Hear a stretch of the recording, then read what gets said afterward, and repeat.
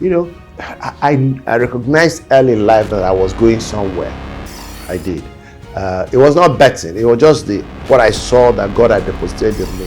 Whether you're solving somebody's problem, you're filling somebody's need, or you're creating value for somebody. My vision is first to make Nigeria a first world nation. First world from a third world. You must have a plan to be able to actualize that vision. You must perspire, which is you have to work to implement your plan. You must have passion. Passion is what drives you when nobody else is driving you. An internal propelling force that keeps you on the kill, even when the road is bad, when there are challenges, discouragement, passion. Man, I said, so you can lose your job, not because you're not working hard, not because you're not good, not because you're not productive, but because just the way it suits the company. Because up to that time, I thought that if you were working hard, you could lose your job. So that's changed my paradigm.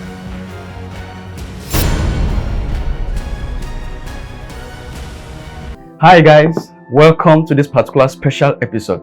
This episode is so special for me because this is my first interview on this channel, and there's going to be more interviews coming up. So if you're just coming to this channel for the first time and you love to be seeing content like this, just give it a thumbs up, give this video a thumbs up, and also hit the subscribe button on this channel. And we're going to be interviewing a very special guest. I call him a very special guest, and his name is Mazi Sam Ohuabunwa. And he's not just a special guest to me, he's someone I highly respect so much. You see, I've known Mazi Sam since, I think, 2017. That was when I met him personally. And since then, it has been, the relationship between both of us has been very strong. He has been like a father, he has been a mentor.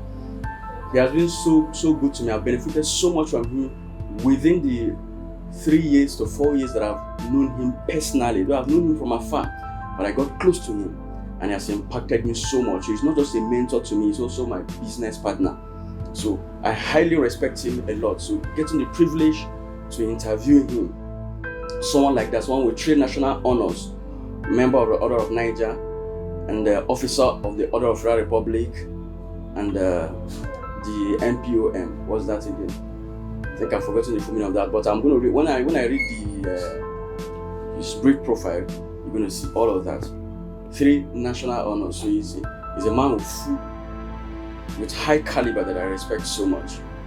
If you have not heard that name before, if that name doesn't ring a bell to you, then maybe you don't really know who he is. And if you don't know who Mazi Sam is, I'm just going to read his profile. Just in 1 minute, I'm going to read out his profile for you so you can have an idea of the person we're interviewing on this particular episode.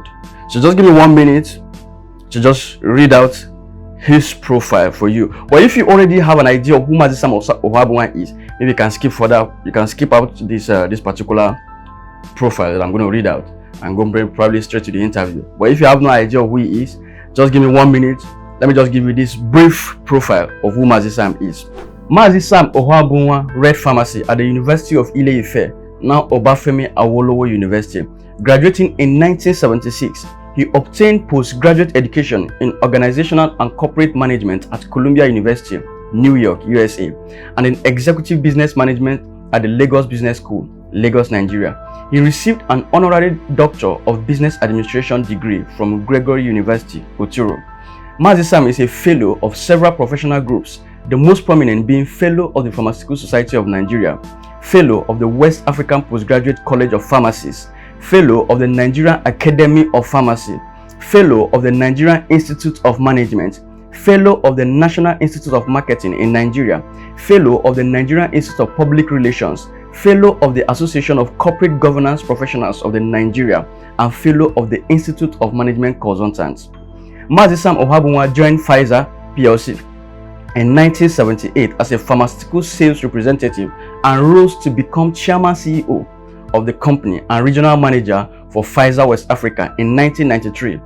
In 1997, Sam led the management buyout of Pfizer Inc. shares in Pfizer Products PLC, transforming the resultant company named International Pharmaceutical Products PLC into a medium-sized research and development-based healthcare company. He voluntarily retired from the company in 2011 after 33 years in the industry, 18 years of which were at the CEO level. Mazi Sam Ohuabunwa is an entrepreneur, an investor who has been involved in founding and managing several businesses, in many of which he still serves as chairman of the board of directors. Sam has been exceptionally involved in economic advocacy for several years. He was chairman of the Manufacturers Association of Nigeria, MAN, president of Nigerian Employers Consultative Association, president of Nigerian American Chamber of Commerce, chairman of the Nigerian Economic Summit Group, and chairman of the organized private sector. He was actively involved in fashioning out Vision 2010 and Vision 2020 strategic documents. Despite Mazi Sam's extensive involvement in private sector leadership and corporate management, he has also gathered a lot of experience in public and governmental sector, both at the state and federal levels. He was chairman of Abia Polytechnic Governing Council, chairman of Abia University Teaching Hospital Board, and currently serves as the chairman of the Abia Public-Private Partnership and Investment Promotion Council. At the federal level, he had served on the boards of the National Health Insurance Scheme, National Manpower Board, National Institute for Social and Economic Research, and the Nigerian Extractive Industry Transparency Initiative. Currently, he serves on the boards of the Pharmacists Council of Nigeria and the National Institute for Pharmaceutical Research and Development. On the political front, Mazi Sam Ohuabunwa served on many presidential committees and task forces, the prominent ones being the Presidential Advisory Committee, Presidential Steering Committee on the Globe Economic Crisis, and the Presidential Committee on Subsidy Reinvestment and Empowerment Program, SHOPI.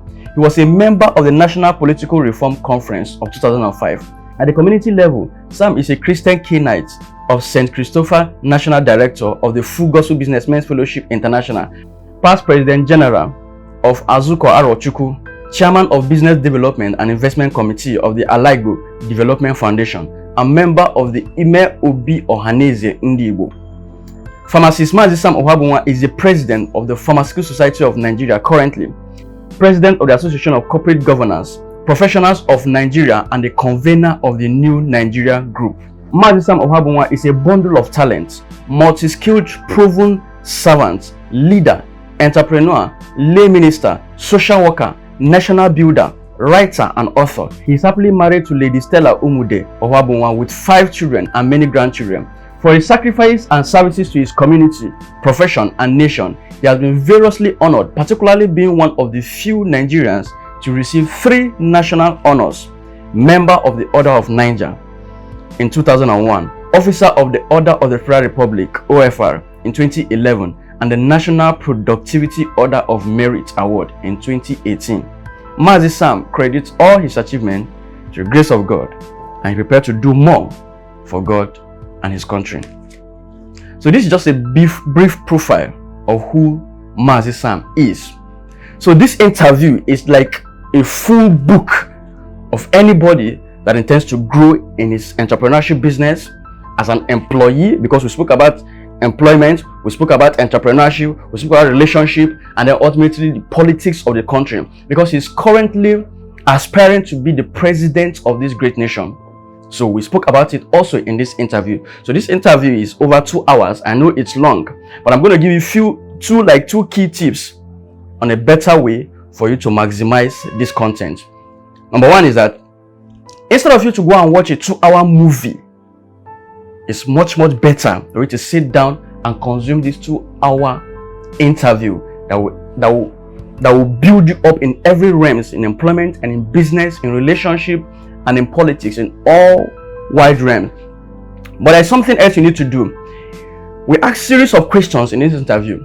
So if any of the questions you feel like it's not something you want to listen to, you can move or skip forward to the next question. This is just a way of making it faster for you so you can consume this bundle of messages, because we covered a whole lot in this 2-hour plus interview. It's so mind-blowing that at the end of it all, you're going to be glad you sat through this video. Another thing you could do is that if you check the YouTube setting, there's a place in the setting where you can speed up the play of a YouTube video. So in case probably we are slow or is slow in its response, you can just go to that particular setting and increase the speed to speed 2, 3, or 5, or even 7, depending on how fast you want to be listening to it. With that, it can shorten the speed time for you to watch through this video. If you increase the speed, it will play faster. But if you don't know how to do that, you can type it on the YouTube search, just how to play YouTube fast, or how to play a YouTube video faster. You see a video that's going to teach you how to do that. All this is just so that I can help you, or I can give you tips on ways that you can sift through this particular interview, and it's going to be very, very, very explosive. And I said, this is just one of them. This is the first one on this channel, so I'm really excited about it. More interviews are coming up very soon on this channel. So if it's something you would like to be seeing, just like I said, hit the like button and subscribe to the channel. Turn on post notification, because we still have more in store for you on this channel. So without any much further ado, let's get into the video, into the interview.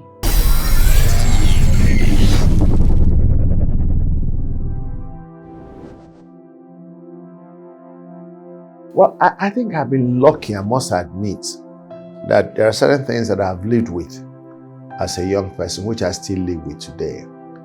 I grew up from a background that I got introduced early to entrepreneurship. My mother used to run a series of restaurants and canteens that were servicing the Port Harcourt industrial areas and the oil city. You know, when the Shells, residential area, industrial area, Selahmeditate, they were being built. We lived in Port Harcourt, and my mother had restaurants that serviced those areas. I became my mother's partner early in life as his first child. So I was involved in procurement and in ensuring that when the food is cooked, I could procure what needs to be done, sometimes in bulk, especially at market days. And then my wife and the other people did the cooking. I supported them in taking the food to where they were to sell them. And I did other things that related to that. In the process, I got interested in seeking opportunities to earn independent income. As a young man, we set up a company, primary, secondary school days, you know, to do landscaping for the housing estates the Shell people were building in Port Harcourt. And at some point, we also set up a business that was going to fetch sand in the river and sell, you know, dredging sand and selling. This was young people. I didn't need that much money, but I was just enthused with generating income independently. My parents were able to take care of me and give me sufficient pocket money, but I had a little bit more. So those were some of the things that I grew up with. I also grew up in a very cosmopolitan area where, you know, you had opportunity to interact with people from diverse backgrounds and diverse ethnic nationalities. So that's the same thing that I've found that has helped me to survive in our country, because as a young person I grew up amongst Nigerians of diverse culture and diverse ethnic nationalities. I have always also been a social animal. I grew up very well socialized, both primary, secondary. In primary school, I was even a footballer. I used to be a goalkeeper, and they used to call me Jupiter as a goalkeeper. When I went to secondary school, I began to play football, and they began to call me Jimmy Pella. I used to be president of 5 junior societies in our school. You know, we had 7 junior societies in my days. I was president of 5. So that showed how much I have learned to be busy. And I was running these societies, doing my academic work, and so forth and so on. So I took from my childhood the ability to juggle many balls in the air, the ability to be quite busy and occupied, entrepreneurial indoctrination that came from early, especially from my mother. I also took some Christian morality and life, because my parents took me to church and I went through all that the young people went through. I belonged to Boys Brigade, Boy Scouts. I participated in community work, etc., etc. The only area I would say that changed later in my life was the ability to live more according to the word of God. You know what I mean? That is, as a young person and growing up, I was domesticated. I did well in my house. I did well in school. I did well in community. But I took my freedom a little bit to an extreme where I got too involved in extracurricular activities. Beyond football and all that, we got ourselves involved in dancing, in music, in partying and all that. And of course, at some stage in life, you know, you began to, when you do a lot of partying, a lot of socials, you get into drinking maybe a little bit more than you wanted to drink, and to get into relationships that probably you wouldn't like to you're not proud of, and such things. But those were things that was, I believe most young people pass through that stage in their lives. But after that, well, of course, when I now left secondary school, went to university and came out and started work and got into opportunity to, you know, get myself strengthened up in terms of my Christian ethics by encountering Jesus Christ and becoming a born-again Christian. Those excessive part of my life, those things that I did that took my time unnecessarily, left. And having left, it gave me opportunity now to concentrate more on the positives, on the productive side. So the time I spent partying and I spent on working, the time I spent in doing things that were not productive in an excessive manner, time is spent in clubs or places like that, I could direct each other to doing community work, doing God's work, or pursuing my profession or my vocation or my business. So that helped to change things for me. I was able to produce more, achieve more, accomplish more, because I've always been busy all my life. I've been busy using 18 hours of the day for as long as I can remember, as a child and as an adult.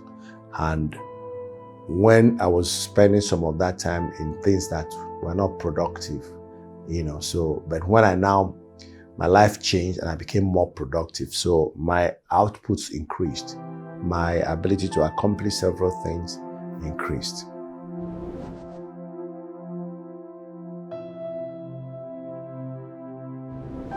Well, you know, when you start growing in life, you get to an age where you're asking yourself, what will be your legacy? What do you want to leave for the succeeding generation? So I realized that I have come a long way in business, where I've been involved in founding many companies and supporting many businesses and many ideas, and I have learned lessons. And in my little life of consulting, since I retired, I find that many people are coming with the similar issues as I had. And so I had to discuss with them, consult, advise them, counsel them. But I know that wasn't going to be enough to reach all the people who might need that kind of counseling. So I wrote this book to be able to share these lessons with a wider range of people, especially the younger people who are coming into business and who are coming into life, because they are both business and life lessons that I've shared in this Wire to Lead.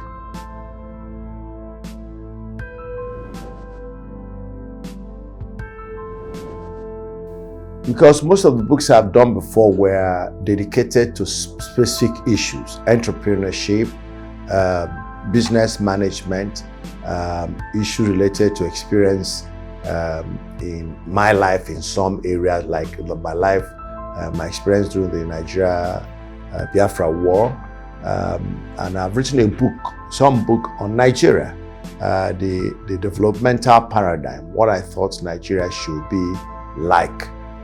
What I thought is what we needed to do to usher in a new nation that is globally competitive, a nation that is at peace with itself, and a nation that Africa would be proud of. So I've written books in that direction, in politics, in economy, and even in Christian morality and ethics. But this one is different in that it's not just talking about business, it's not just talking about economy, it's not talking about morality, but it's speaking about key experiences which are applicable and useful both in business and in living. So that's why it's slightly different. It's somebody may not read some books, say, I'm not interested in politics and nation development, I'm not interested in economy, I'm not an entrepreneur, but this one, anybody that reads this book, out of the 22 lessons or so I have in the book, you will at least identify one or two in your life, in your business, in your career, in your vocation, in your profession. Now, I think that point, if I can identify it, was when in 1994, when there was this economic problem as we have now, and Nigeria was facing difficulties. I think this president today was also the president then as a military president. And they began what they call import licensing, whereby companies couldn't access foreign exchange to import products easily. You had to be given a license, and that involves a lot of corruption. I worked for a multinational called Pfizer International, and they wouldn't let us get into any corrupting influence. So we're not getting enough import license. It got to the point that the company's turnover declined, production output declined. So the company decided to reduce manning, downsize. I was head of department of sales. I was national sales manager then. And the personnel manager, talked to all the department heads that we need to reduce staff. They were going to declare some redundant. So I was asked to submit my list. I then looked at my entire team and identified those people who are not working hard, who are not delivering on their targets, and who are not serious. And I submitted the list. They came back to me after a few days and said the numbers I gave them were not enough. I said, what do they mean? They said, okay, that specifically I should reduce my staff by 1/3. I should take out 1/3% of my staff. I said, I've given you all the people I want to let go. They say, well, you have to give us the number.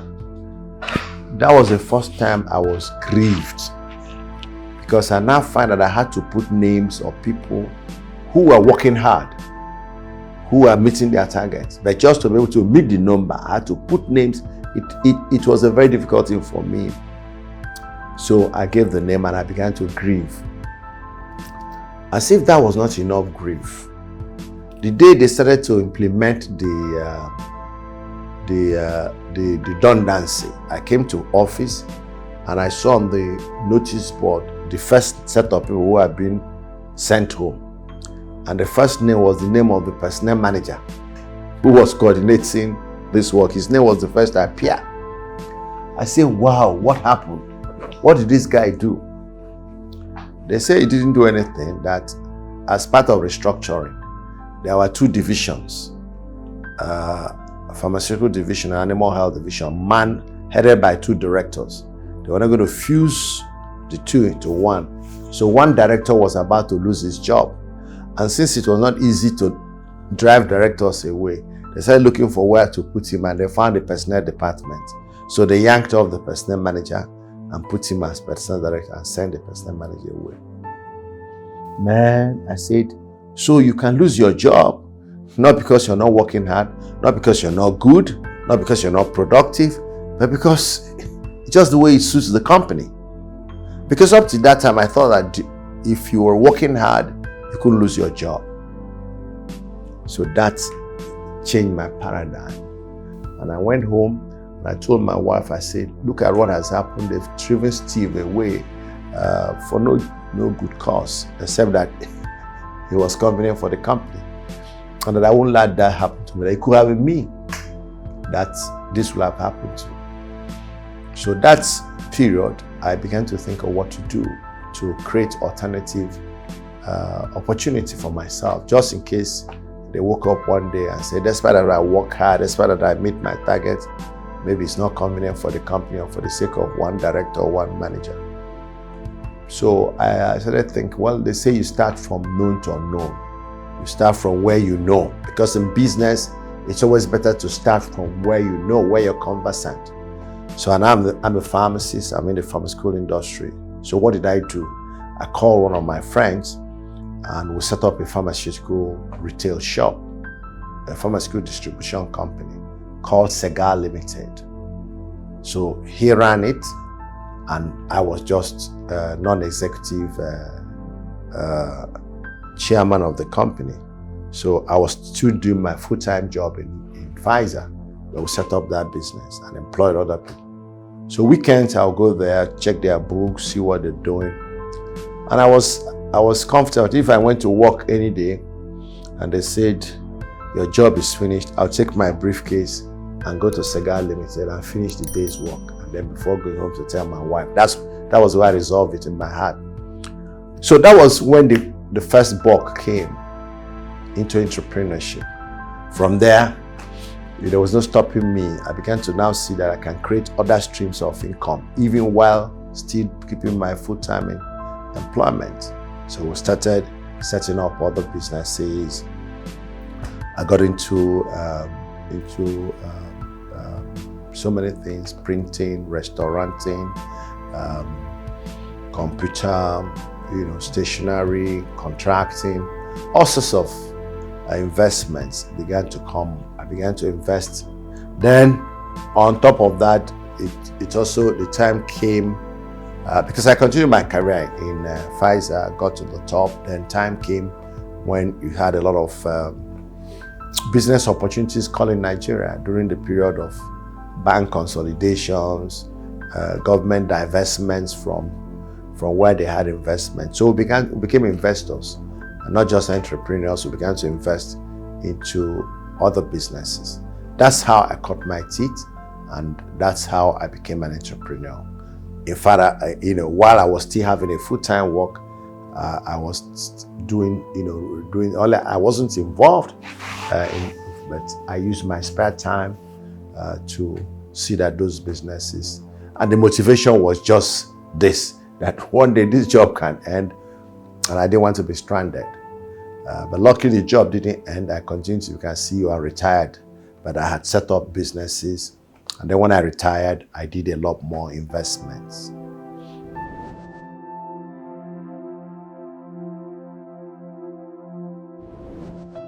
Well, part of it is contained in this book, Where to Lead. It's part of a couple of stories that came from this process. One is what I call the power of vision. Power of vision. Because it's always good to set your mind what you want to achieve and give yourself targets.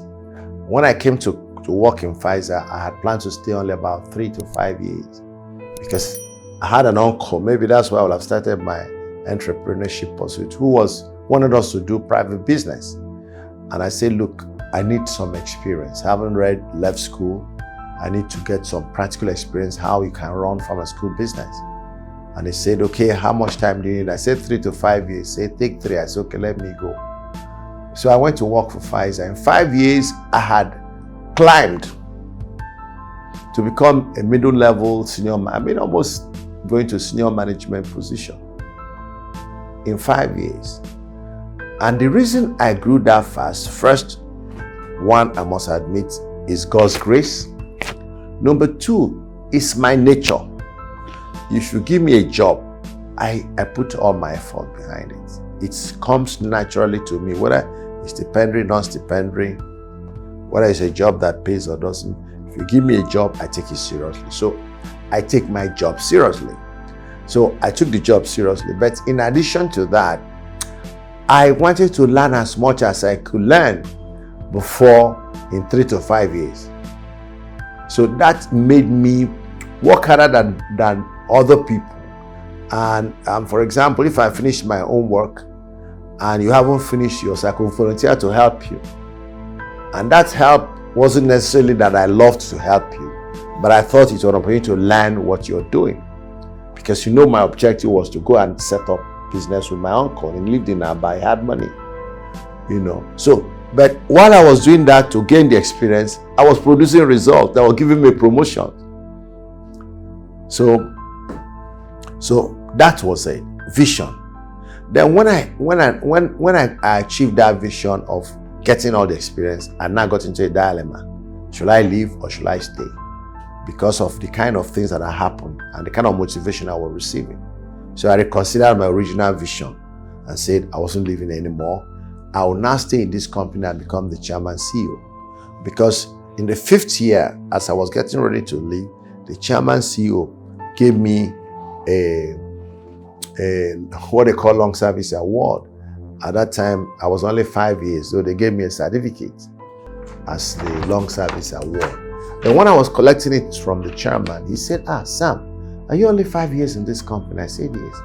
He said, wow, you look like you've been here for 10 years. You impact as if you've been here for 10 years. My son, you're doing well. The sky is your limit. That thing touched my heart. And I had planned, it was in December, I had planned to resign in January because I just completed my 50th year in 1983. That Christmas, New Year period, I just was, in discussion with myself, asking God, what should I do? But I thought it was right to pursue a career and make a point. So I decided to continue to work, and then I set up myself a new target.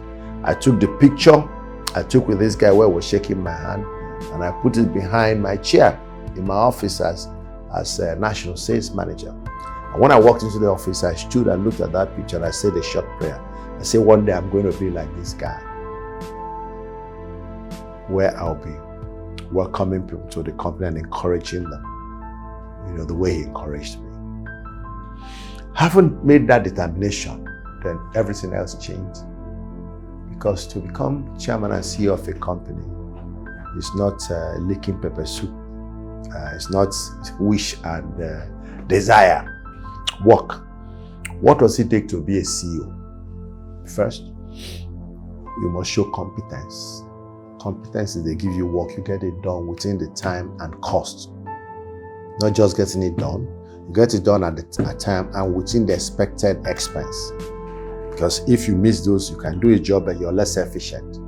If you achieve a goal at a higher cost, you have achieved a goal but you're less efficient. But if you achieve a goal at lower cost than budgeted, you are more efficient. And we look at all that. So that's one competence. Two, you must have character. Because as you grow in business, in a company, in career, you get to a position of trust. You're increasingly getting to a position of trust. Company secrets, company formula, and all that. The company will not put you in a position if they do not trust you protect company secret and you will maintain good corporate image. So your character is important. And so I started working on both. Luckily, as I said, in 1989, I got born again. So I haven't gotten born again. Those little character flaws rising from excessive social engagement were dealt with. So I now concentrated on my work and my character, which wasn't bad, but became much, much better. My time, which I was using fairly well, became much more efficiently used, more productively used. So I could work longer hours, and the time to go to club or some of those things that took our time in the past, I used it to do the work. So all of a sudden, my ascension accelerated because I had what I call armor against fate. As I began to see what was going on in the company and in the Nigeria that we lived, where people could just be biased against you for no good cause, I decided that I will have an armor against fate. That armor against fate is if you ask me to give you one, I gave you two. So when I gave you two, you have no choice but to accept that I have done a good job. If you ask for one, I gave you one, you can discount that one. It becomes 0.75 or 0.9 or 0.95. Say, Sam, you didn't achieve your target. But if I gave you two, or struggle to give you two, maybe I end up giving 1.5, 1.7, 1.8, but I always exceeded one. No matter how you discount it, you won't bring it less than one. That helped me. Because my colleagues were looking If they ask them to produce one, they focus on producing one. And sometimes they will have produced that one or less, because where your eyes are, that's where you're going. So since I put 2, my eyes are 2, I always exceeded 1. Always. So it was like I was a miracle man.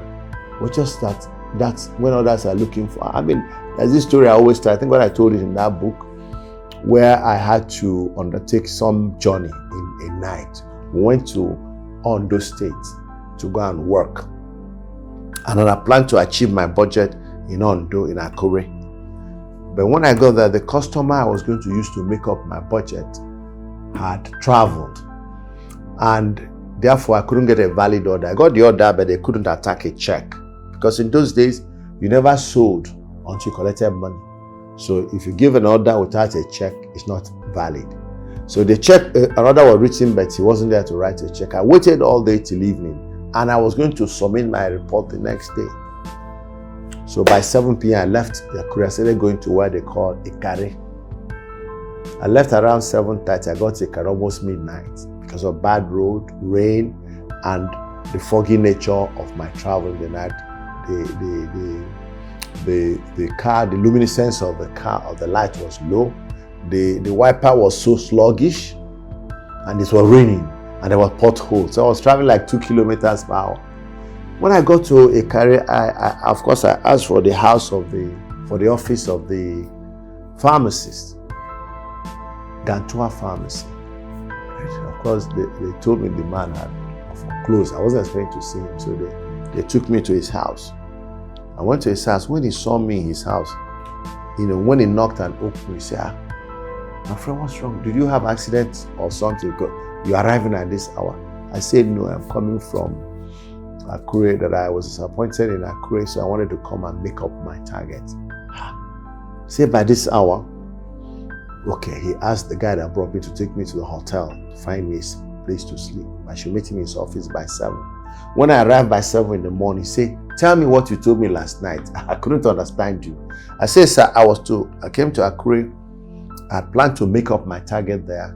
Unfortunately, it didn't work. And I wasn't going to go back until I made it up. So I started to come to Ikare by this hour. But the road, I thought I'd be here by 9. I thought it's 2 hours journey, but the road." The guy sat down and wrote an order. And instead of writing what would have been a monthly order, he wrote a 3-month order.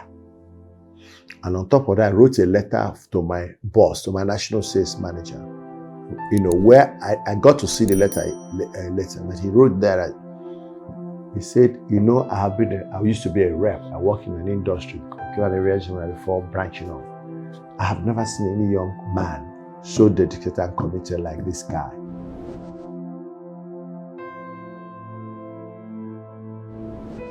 You must have a plan to be able to actualize that vision. You must perspire, which is you have to work to implement your plan. You must have passion. Passion is what drives you when nobody else is driving you. An internal propelling force that keeps you on the kill, even when the road is bad, when there are challenges, discouragements, passion. And then fifthly, providence. Providence is the grace of God, which comes when you are unable to do anything anymore. God helps you. And when you do a little thing and it is magnified, that's the help of God. So those are the 5 things, and I believe they worked for me and have continued to work to me even now.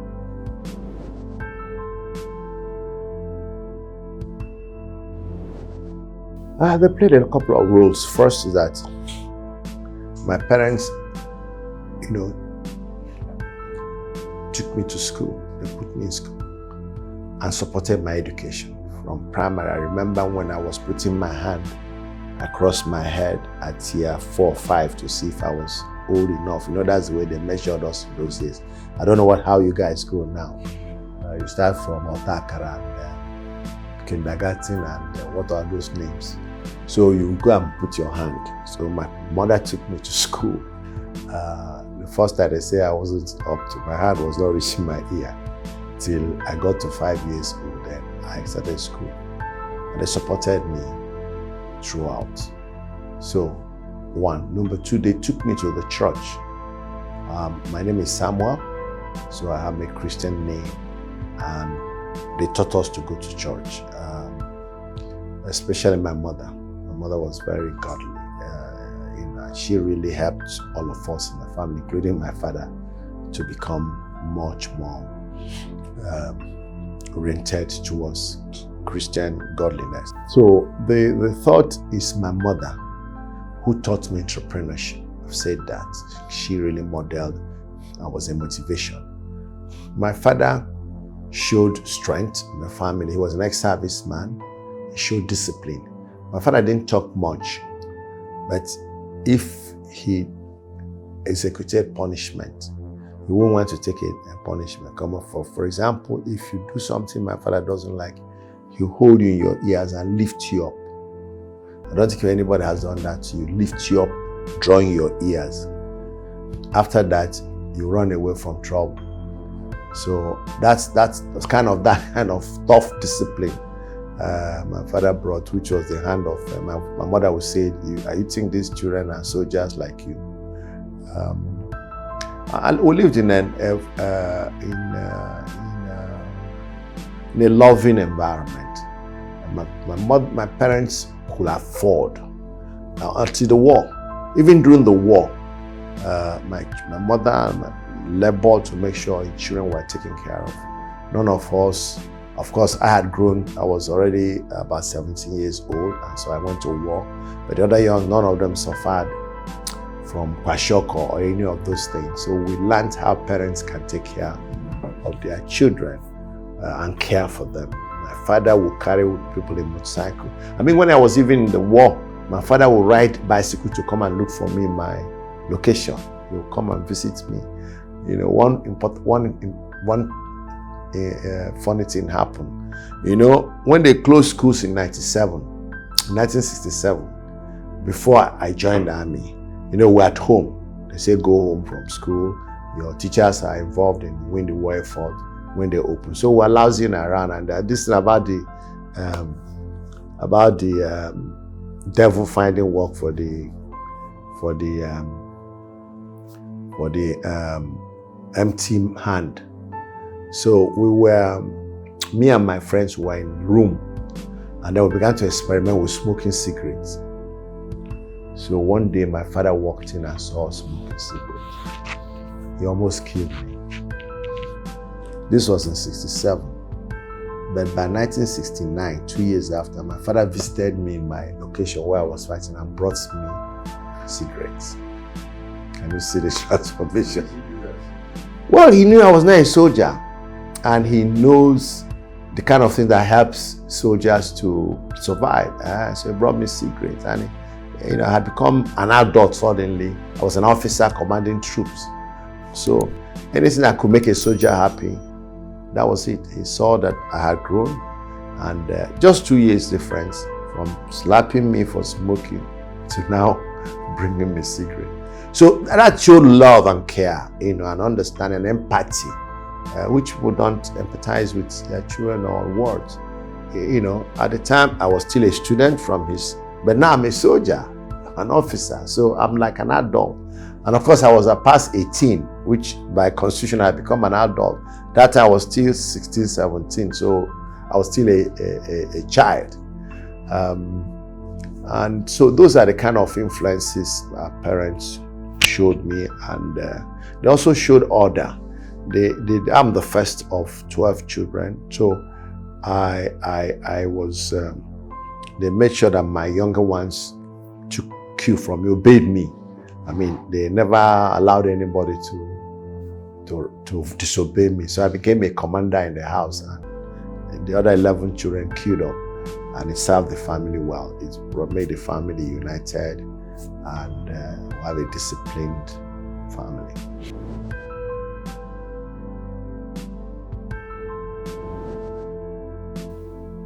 Well, I think my mother taught me entrepreneurship, but I learned a lot from my father. His sense of community. My father went to meetings and took me along. sometimes, and when they share the stockfish, he will give me some. I'll eat some, and we go. So I began to learn to participate in community affairs. So that's why I joined unions. I was secretary, assistant secretary, president general. I learned that from my dad. He was also very welcoming. He was open-handed. Like I said, he had discipline. He created an enabling home, and among his peers, he was successful. For example, where we lived in Port Harcourt those days, my father was the first to build a zinc house. Others lived in thatch houses, but my father built a zinc house, and that zinc house survived the war. Most of those who didn't have strong zinc houses, they were destroyed during the war, but our house survived. So those kind of ability to do what your mates are doing, or to try and be competitive or slightly better, to lead the pack, I think I got that from my father. But my mother my father wasn't an entrepreneur as such. He was a soldier who came back and did some entrepreneurship. He was selling cattle with his friends in the north. He went to the Second World War from Kaduna. When he came back, he could speak Hausa. He even taught us Hausa at home. And he had friends in the north. So this cattle matter we're talking now, we used to ship cattle to my father, and he traded, had abattoirs. But he was like a single-minded. But my mother was more aggressive in business and involved me. My father didn't involve me in his own business. But my father and my mother, I became her purchasing officer and sometimes record keeper, and also my mother's teacher, because my mother wasn't that educated, but she was willing to learn. So I'll be teaching her English, teaching her arithmetic. So it worked. So she had that kind of thing. My parents treated me like an adult, even when I was a child. They treated me like when I asked my mother, don't do this, she will not do it. I blame my father. I blame my father's wife, because we came from two mothers. My father's wife sometimes won't even respect my mother or my father, but she respected me.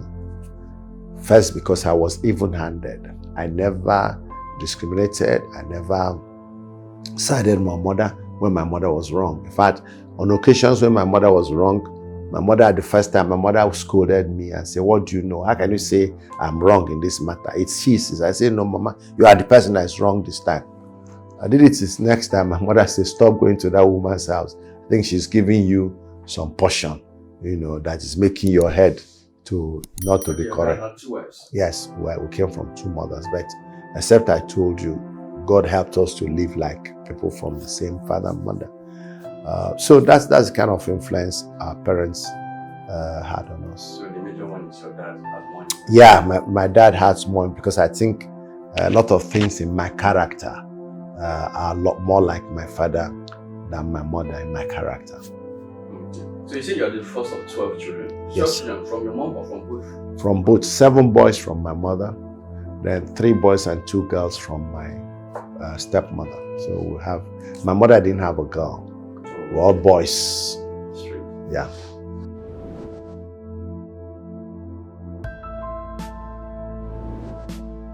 No, I didn't bet, but I saw the signs. I recognized early in life that I was going somewhere. I did. It was not betting. It was just what I saw that God had deposited in me. Because tell me, boy, if you lead your class 3 times a year, from primary 3 or primary 2 to primary 6, you're leading your class first term, second term, third term.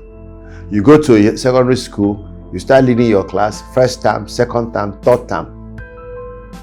You're not the one who reads hardest. In fact, like I said, I was having too much extracurricular distraction. So if it's by work, I shouldn't be doing that. It was so consistent that I knew there was something God deposited in me. So, and I knew it was not for nothing. So I became conscious. It probably what helped me to act like a mature person, because it was clear and so much expectation. When you do that well in class, much expectation. I was already class monitor. I was already going to be class prefect. I was already going to be senior prefect. Those roles are already assigned ahead, and therefore you sometimes are compelled to behave well to fit into that role. But it wasn't that me wanted to. No, the first time I became, I could say I became more, taking more charge of my destiny, taking part in working with God to achieve. It was when I started. This time I told you I joined Pfizer, and I began to say I'll stay 5 years, I'll stay 10 years. That's when I began to understand that God has plans for us, but if you're able to envision a future for yourself, you arrive at there faster than when you have no. You may still arrive at the point, but you will have made too much mistakes, you'll have delayed. Like somebody who is going to Ibadan, and you have all the time to get to Ibadan. Nothing is pressurizing you, so you can still, when you get to Kate, you stop. You get to Shagamu, you sleep over. You get to what do they call that place? Till you get about in 3 days time. But if they say, guy, you have 3 hours to get to Ibadan, you won't even say bye-bye to anybody. You are looking at the next bus stop, you are hitting, and you are looking for the fastest means to. So that's the difference. Because you now have a target, you have a place, you get to Ibadan. The other guys still get Ibadan maybe in 3 days time.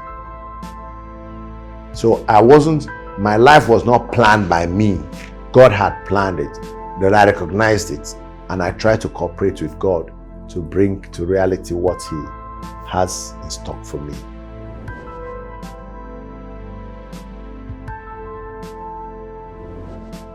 Well, if you have the benefit of knowing, because the problem is that if you're a startup and you don't understand those elements, you do what you know.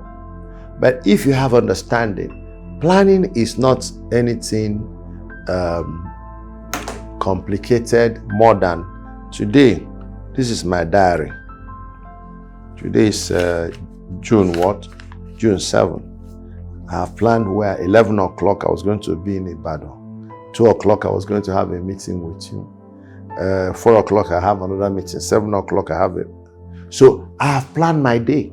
I know what I'm going to do tomorrow, the day after, 1 week from here, 1 month from here. That's planning. So if you plan, your life is better. You already know where you're going. You know how to apportion resources to take you to where you're going. You know how much time you have left. You anticipate obstacles. When I was leaving to go to Ibadan, I give and take when I was leaving. So that's what planning is all about. It's not that but there are people who don't have diaries. They don't have what to do. They don't have a schedule. They just move on and keep moving on. And they wake up, they go, they wake up, they come back. Again, depending on the type of work you do, if you are working somewhere where you spend 90% of your time, then you may not need too much planning. But if you're like me or like an entrepreneur that has other things to do, you must plan your day, plan your week, plan your month. Sit down and plan.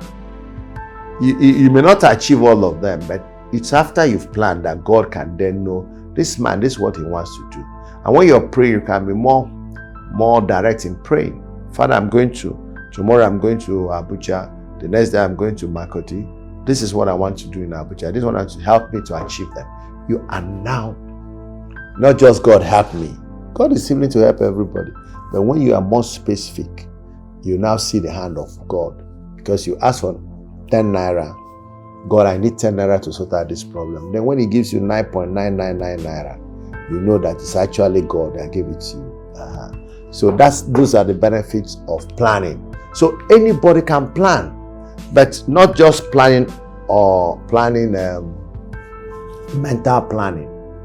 Just put it, okay, if I do this, learn to write, learn to put your plan down in paper.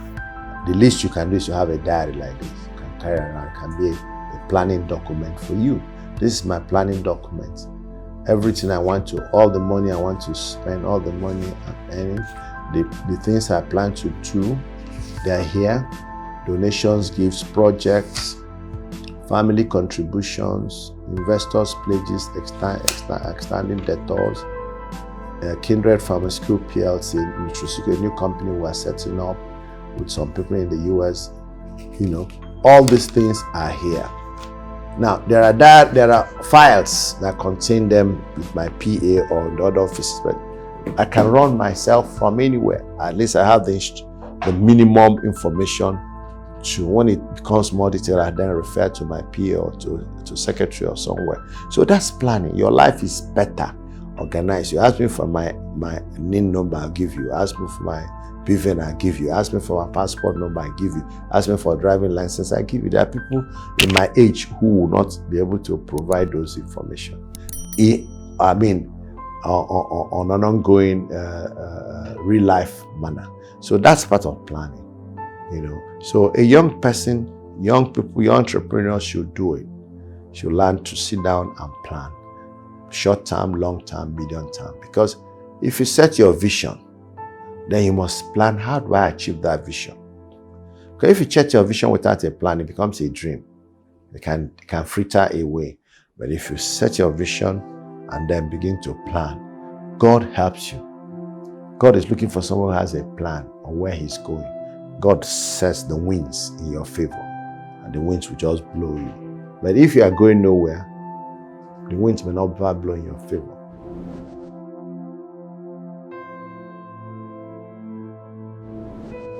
For me, planning started. See, I was the president of Junior Debating and Dancing and Dancing Society. The school had a regulation that you could only have 2 activities per term. You could only have 2. You could only invite 2 schools for debate or dance per term. That was the regulation. But sometimes I had 4 or 5. Did I break school rule?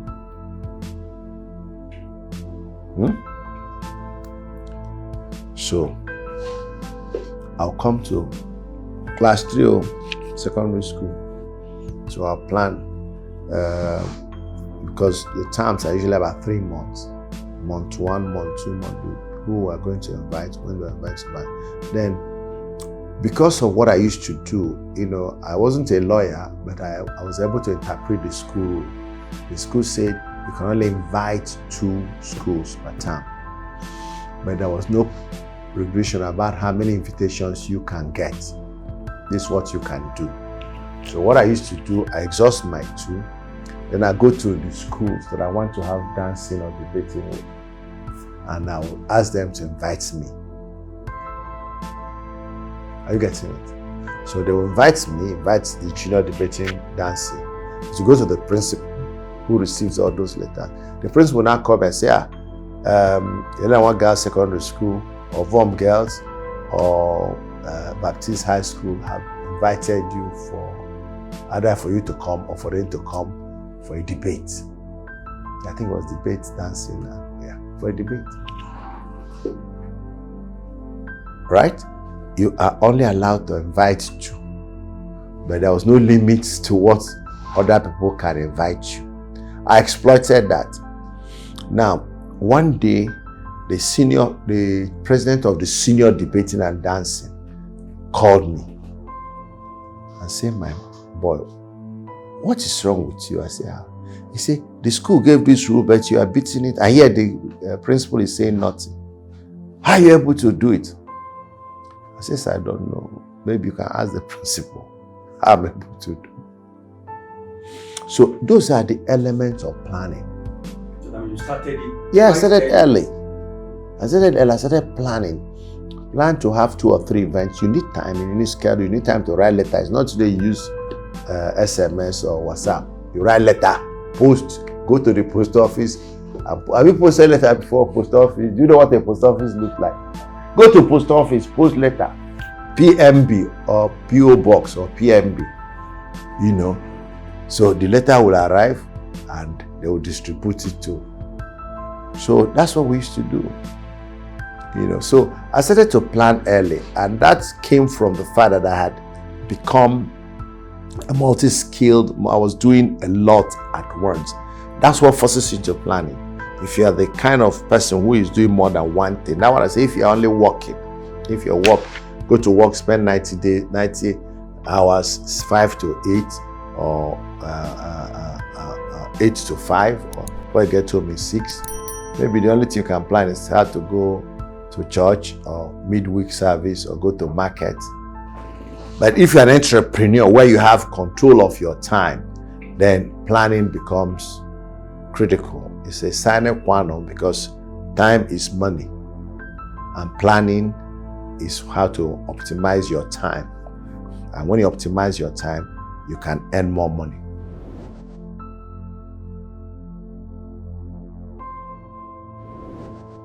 Well, the understanding is that small businesses should know that the reason you are in business is to do one of three things. It's either you're solving somebody's problem, you're filling somebody's need, or you're creating value for somebody. That's the reason you're in business. You're not there to entertain yourself. Nobody ever goes into business to entertain himself. Then who will pay you? But if you can see yourself and get somebody to pay you, that's good business. So the moment you understand that everything about business is getting somebody to take what you are producing or what service you're making and pay you money, then it means that if you need to get more money, it means you need to get more people to use your service or buy your product. That's marketing. Marketing is how to attract people to patronize your service.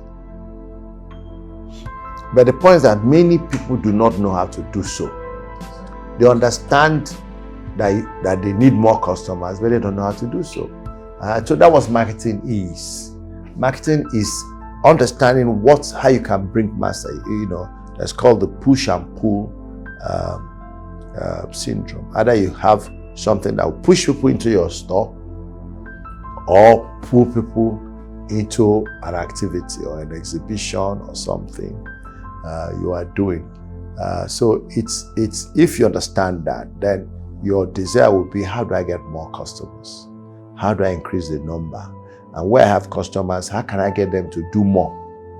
Because you can increase your turnover not just only by having more customers, but also by making customers have a higher velocity of repeat business. So it's to make sure you put yourself before them, because people don't buy what they don't see. They need to see, and they need to have an idea that what you're offering them is better than what they already have or what they can easily get. So, and marketing is not just advertising. Marketing has different components. Public relations is an aspect of marketing. You have what they call the on top of the table or top table marketing and under the table marketing. For many people, marketing is advertising. Marketing is promotion. That's not all. The critical thing is, how do I get people to know me? First thing. They don't know you. They can't even want to use you. First is awareness. How do they know me? How do they know my business? I mean, you're wearing a t-shirt, Burberry. I don't know who Burberry is, of England.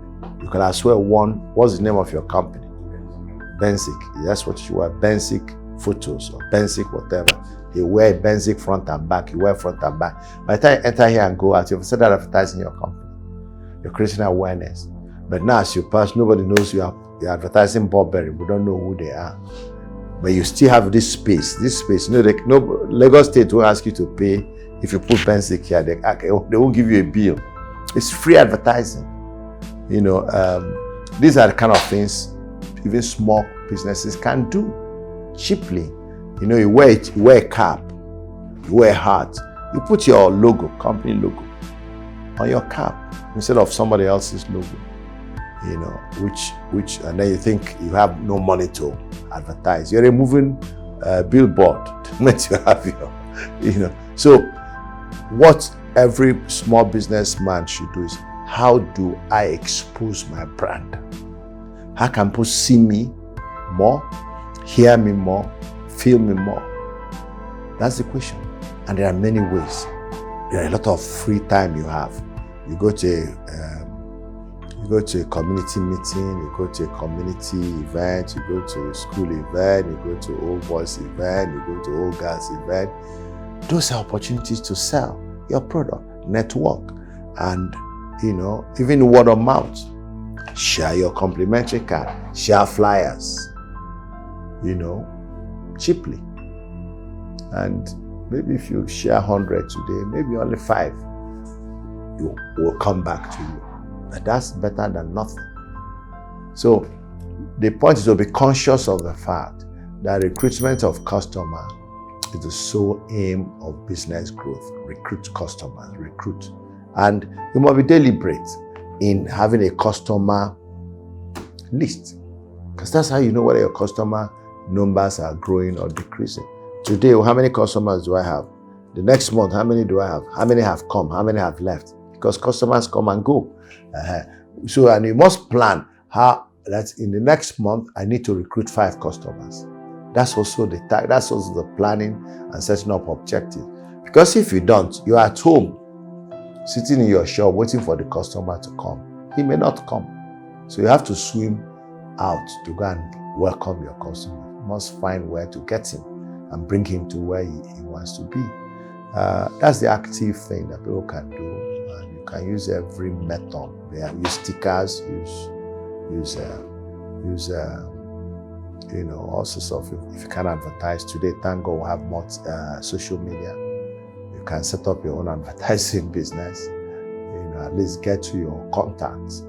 Just one thing you write and post to your contacts. You're advertising at little or no cost to you, except maybe cost of data. So there are opportunities for people to advertise their businesses if they understand that you should sleep and wake seeking for how to grow your customer number. Find how many people you are doing, how many more do you need, how many have you lost, how do you recover those you lost. That's active customer recruitment. If you remain on that alone, your business will grow, except that business has no market. But if it has a market and you're constantly talking about your product, determined to win more people, business will grow. First is you can get trained. You can get trained to do anything. There are people who teach you how to talk, how to wear clothes, how to move confidently. Because sometimes what makes people afraid is feeling of inadequacy. They have some low esteem. But there's some people where you can go and get brushed up. But the basic thing is first for you to be able to have the confidence. You must be sure you have the right education. Right education for the business you're doing. You must have information about the business and competitors. If you are doing photography, you must know other photographers. So that if they ask you why is it Peter Obe? What's that man that used to be photographer in those days? Something Obe. No, Peter Obe. Daily Times in those days used to be a popular photographer. Obe something. Is it Peter? Some Obe guy. So you need to know people in your trade. You need to know equipment in your trade. You need to know the different ways, colors and shades and styles and all that. You need to. So if you have enough information about your business, it increases your competence and then confidence. Because you want to go and talk to people. Part of the reason people are afraid is they don't want to be put down. But beyond that, the other thing you ought to is to know that no does not necessarily mean I will not, I will never. It could just be I'm not ready to consider this, come back another day. If you're a trained salesperson, you keep trying till the person says, fine now, no, I will not, don't come here again. If you call me out. Otherwise, and there are people, even when they tell you that, they still come. And sometimes I've been forced to do business with those people so that I can have my life. You know, say, don't come here again, no, and please go. After a few days, you wake up, you see that. You say, this man, you know, they hear something. You say, okay, you have to do this business with me. I want to do this business with you as I'm here. You know, if you are like me, it's okay. We try and find a way to accommodate. Because there's something for persistency. You know, even Jesus spoke about, he said there was a judge who neither feared God nor man. But one woman kept saying, give me my judgment. Jesus said, look, the man had to, the judge had to give him the judgment so that he will not worry him. So there's something for persistency, you know, constantly chipping at what you want to do. You know, someday you're able to make a breakthrough.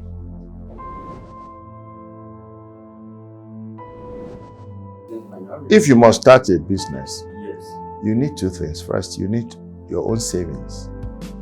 If you don't have savings, you need family. If you don't have family, you need friends. Because these are people that know you. So then they may not be investing in your business, they're investing in you. Okay? So those are the early people, your circle of friends, circle of influence. Then when you do your business plan, you begin to expand to old boys, to town people. Say, this is the business. But you start with yourself, your mother, your father, your brother, your sister, and your immediate people who will put the money in the business. Not necessarily that the business will make money or lose money, but it's a way of investing in you and helping you. So that's the first call. That's the first port of call. And if you can't get any of those people invest in your business, you have trouble. The other thing I always encourage young people to do is, even at this time, do not ask people for help. Don't come and say, uncle, help me. Sister, help me. Friend, that's not the mentality. The mentality is, sir, brother, I have a business. That's why I say business plan. I have a business plan. And I need 10 million. If I get this 10 million, if I borrow it, in 2 years I've paid back. If people invest in my company, in 5 years they've made the money back. That's like an opening shot. The moment you say that, the man say, what did you say? You know? But when you say, brother, help me, you think he'll give you money to go and buy medicine or buy clothes. And when you say, how much do you need? You say 10 million. You say, this boy, are you a thief? You're coming to ask for help of 10 million. But treat investment as investment. Treat it as investment. I mean, if he decides to give it to you without asking for payback, that's fine. But let him know that you will pay him back. Let him know that you get a benefit. That's the way to make it faster to get people to invest. And these days where you have crowdfunding, you know, instead of waiting for one man to bring 10 million, you get 100 people to bring 10,000, 100,000, and they get the same amount of money. And you now spread ownership. Because that's part of the problem. People, entrepreneurs or startups want to own the business. If you have money, own it now. But if you don't have the money, you have to bring other partners into the business. So that's the way to go. Before you now become, you will have created a history of performance with which you can now go to banks to assist you.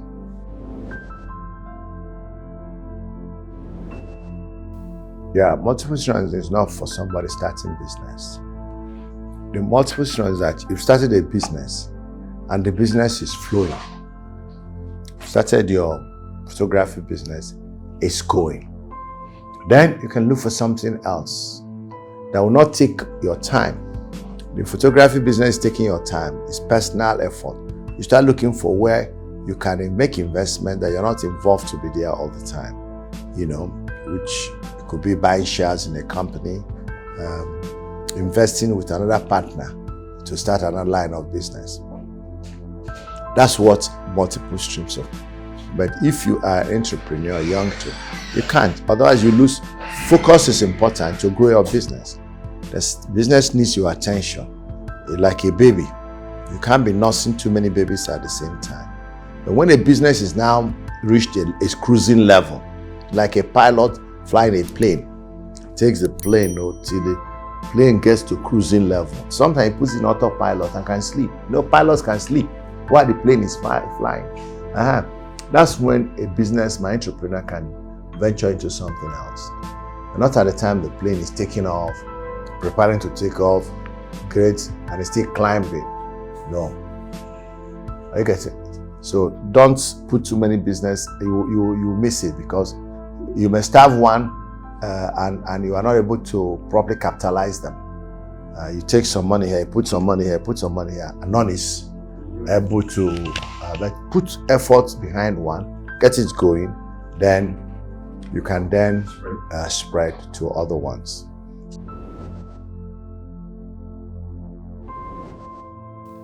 Well, I think the best skill, one skill that every entrepreneur must have, is that skill of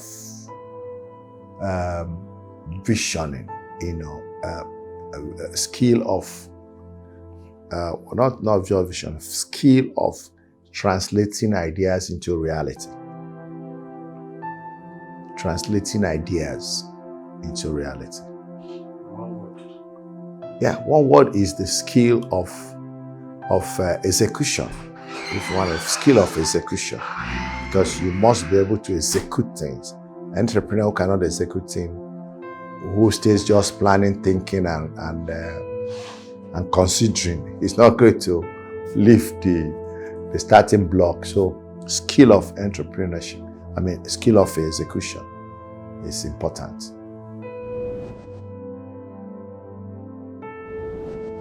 Yeah, cash is the king, because in business, people deal with items, and they are in different states: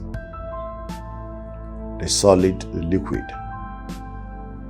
And because of the importance of liquid, which is money, money is what is required to ensure that your business is running. So the whole idea is to make sure you plan your expenditure, your investments in concert with your cash flow. You must plan your cash flow. Anything you're trying to do, you must plan, how do I raise the funds? I'm planning to employ 10 people. How will I pay them? I'm trying to go and buy camera. How do I fund it? If I borrow, how do I pay? If I buy the camera, how much money will be left to do other things? So that is why you must plan your cash. And the idea is avoid a couple of things that tie your money. You can buy equipment, but if you don't have money to buy films, those days they buy films to run cameras, then the camera has no use. So you must be sure that while you buy equipment, you must also have the operational cash to make sure that that equipment yields you income. So that's what you should never enter into anything without seeing how you're going to exit by cash. You borrow money, how do I pay back? How? Because today many people borrow money they can't pay because they didn't do a planning. They just believed, this business will work. You need to say, I borrowed money today. The first payment is due in 2 months' time. By the 7th of August, I'm supposed to pay. So week 1, week 2, week 3, week 4, the number of weeks you're up, how am I going to be raising cash? Will I put a sinking fund so that in week 1, I put away 10 naira. Week 2, I put away 10 naira. By the time I'm week 12, the money is already there. But if you waited till week 12, you might just arrive at week 12 and your money is tied up in inventory. You've supplied goods to people who have not paid, and the money is due for payment. So that's what cash planning is important, so that you remain liquid. Because a company that is liquid is alive. Cash is like blood. If they take out the blood in you, or guy, you are gone. No. If the blood in you disappears, you could see you are just gone. So cash is blood of business. If you take it away, the company will become anemic. If the blood is reducing, which is like the cash, you start losing weight, then eventually it dies. So for us, the major lesson is do not embark on any expenditure. Do not borrow. Do not commit without seeing how you will pay, or without seeing how you can sustain your business. So you don't have to borrow if you cannot pay. You don't have to sell your goods on credit and then your money is tied up. Why don't I sell on cash? Sell fewer products but have my cash, than to sell large quantities and you don't have cash. You say I've sold, but there's no cash. Then those you bought from are knocking on your door. You're telling them people are owing you. It doesn't work that way.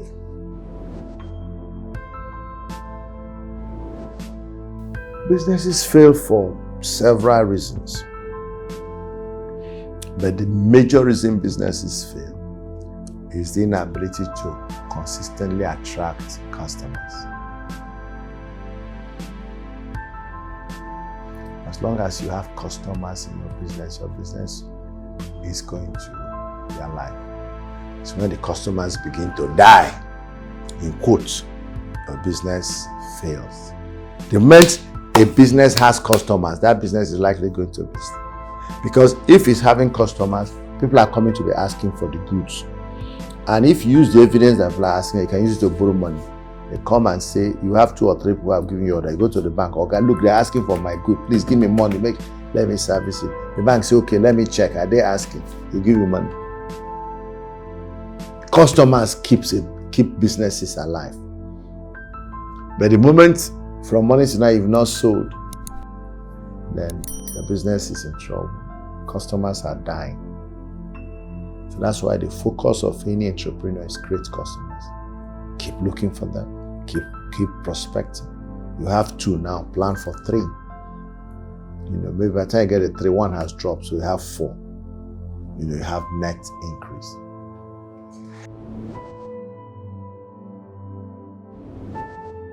Yeah.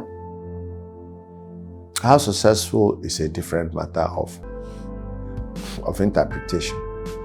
But within reasonable limits, there are certain things you do that will guarantee success of a business. If you're systemic and methodical, first is, you don't get into a business without studying whether that business has a market, has a future.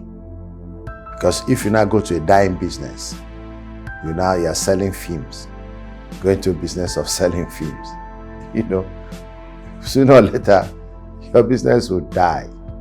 So the moment you go and first there's a future in this business, okay? The example I use in one of my books is you want to become a barber, set up a barbering salon. And all you need to do, look around in your area. Are there people barbing their hair? Are there people wearing hairs and bears and you see them cutting them? Okay? So there's a market. That's a business. What do I want to set the business here? I check, are there other barbering salons here? Nearby, there is none. Or the nearest is far. Or even if there were barbering salons here, as I'm passing, I'll see 6 people waiting for barber, 3 people waiting for barber, 4 people. Then I know that there is a business. Because those who are not waiting, they don't like to wait. It's because there are not enough barbers. So you can even come and establish in between 2. So out of the 6 waiting here, you take 3. Out of the 14, you take 2. You start your own business. The important thing is to be sure there is market, and the market is growing. And the business is in a market that is growing, not a market that is declining. Once you get that, then you have a good product that meets competitive analysis. Is good. The next is marketing. How do you attract customers? The moment you start attracting customers, it brings other things. Even bank money, even creditors, even because people see, if banks see that people are paying, they give you more money. Even people see that you are buying more, they give you more goods. Even when people see that you're doing business, your business is growing, they bring more money into your business. Customers is the LCM of making a business attractive and a business growth. So if people can spend enough time recruiting customers for their businesses, the chances are that if you've taken care of these things I said, your business will grow, and also you're recovering your cost. Because sometimes people don't recover cost. They just buy something for 5 naira, they sell 6 naira, they say they're making profit when their cost is 3 naira. So at 6 naira, they're not making any profit. You must sell 6 plus 3 at least to break even. So they don't even have to calculate their cost. Cost of rent, cost of transportation, cost of staff, and all that. They don't know. And that's part of their problem. So they eat up their capital, and then the business fails. So that means there's proven formula that's very There is. All things, I mean, we know the imponderables. There are things outside our control. You cannot help them. They are what they call force majeure. But if you take force majeure and you are doing business obeying certain rules and principles, your business will succeed. The question is, like I say, how successful? Some will be more successful than the other. That's why you have providence, luck, and all that. But you are the baddest, luckiest, baddest guy. You will continue to exist as long as you follow certain. Because God is so gracious. The rain falls. The bad, the ugly, the wicked. The sun shines. The bad, the ugly, the wicked. Even those who say God does not exist, they rain. If they go and plant seed, the seed will germinate. They can abuse God though, but their seed will say germinate. Brief now, you are hammering more on it when there are a lot of customers, business will not fail. Do you think customer availability is one thing that can secure your business. Okay. Yes. I'm only saying it's one factor, one most important factor. If you have customers and you're not satisfying the customers, for example, if the customers want you and you don't have the goods to sell, why would the business not fail? Or your product quality begins to decline. The fact is that, you see, the issue is this, what we're talking about customers is not potential customers. We're talking about customers. If your quality begins to fail, what happens to your customers? They begin to decline. In fact, the decline of customers will make you to check what's going on here. Is there something I'm doing wrong? Customer is the barometer. Is my quality falling? Is my service falling? My after-sales service?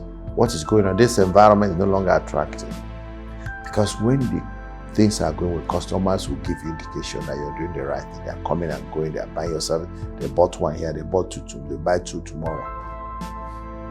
So, but if you don't get a good product, customers will respond. If you don't service them well, they will. So, potentially you may still have customers, but what I'm talking is, if you have active customers, then your business is standing.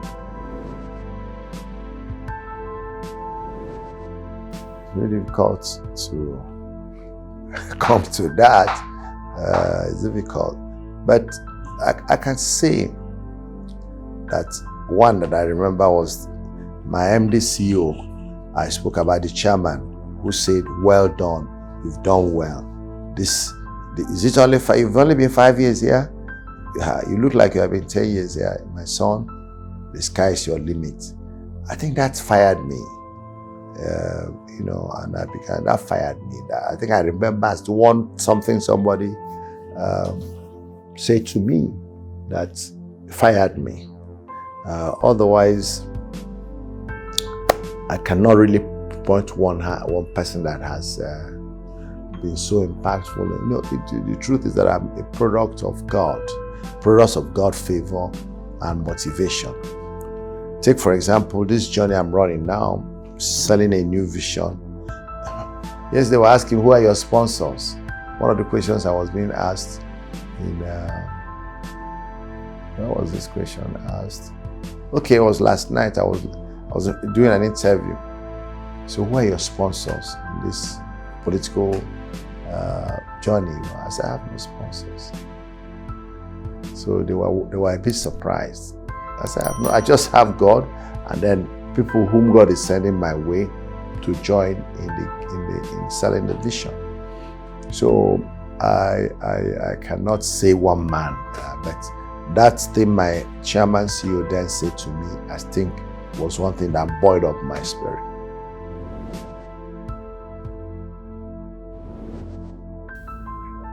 Number one is to get into business without proper market survey. And I think I gave that in this book, where I entered into energy drink business and lost money because I just liked energy drink. At the time I go to parties, I see energy drink, events. I liked it. So somebody brought proposal, we went in and invested money. And when we now got the book, we found there were 24 brands in the market. And our business plan did not include extensive marketing. Then when we began to market, the money we used to do the marketing, we lost it, because it now reduced in fact, we sold at a loss to try and sell off the brand. So don't enter into a business. That's one of the things. Don't enter into a business without right proper market survey. Number two, do not borrow money you have not planned how to pay back. Do not borrow money you have not planned how to pay back. And related to that is do not speculate with money. Do not borrow money you don't need. Hello? Do not borrow money. Don't get money and start looking for what to do. Don't borrow money and start looking for what to do with it. No. You must borrow money because you already have what to do. Because if you borrow money and start looking for what to do, you enter into it. It happened to me. I don't know what is in that book also. So I've said two now. Number three is don't be too trusting. Let people prove trustworthy. I can trust people. I've given money to people. I've started business with people and they played wayo, and left. I didn't know who they were. They just came to me, just like you came. I don't know your father. I don't know your mother. I don't know your town. I don't know your village. But somehow I used to be quite trusting, and I'll invest money, and I lost money severally.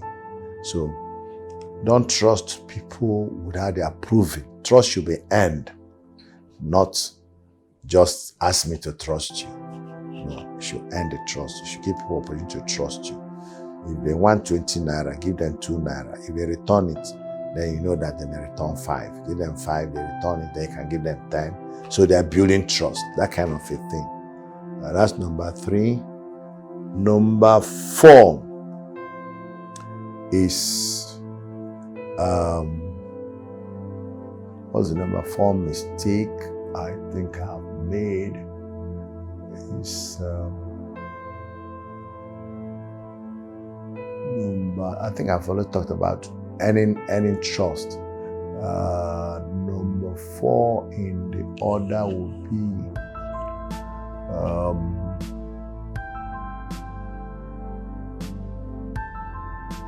number 4 could be not being very deliberate in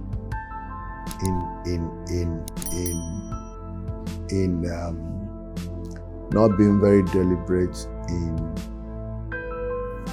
training successors. Not being very deliberate, and you just expect successors to emerge. That could be costly. As I found it's cost me somewhere. And number 5, in terms of business, is not doing enough, not focusing enough on cash flow management. And at the time, I didn't focus very much on cash flow management, and it hurts me. So these are the 5 I can quickly take out of my head. But those first 3, I came. The last 2, I just tried to make them up. Yeah.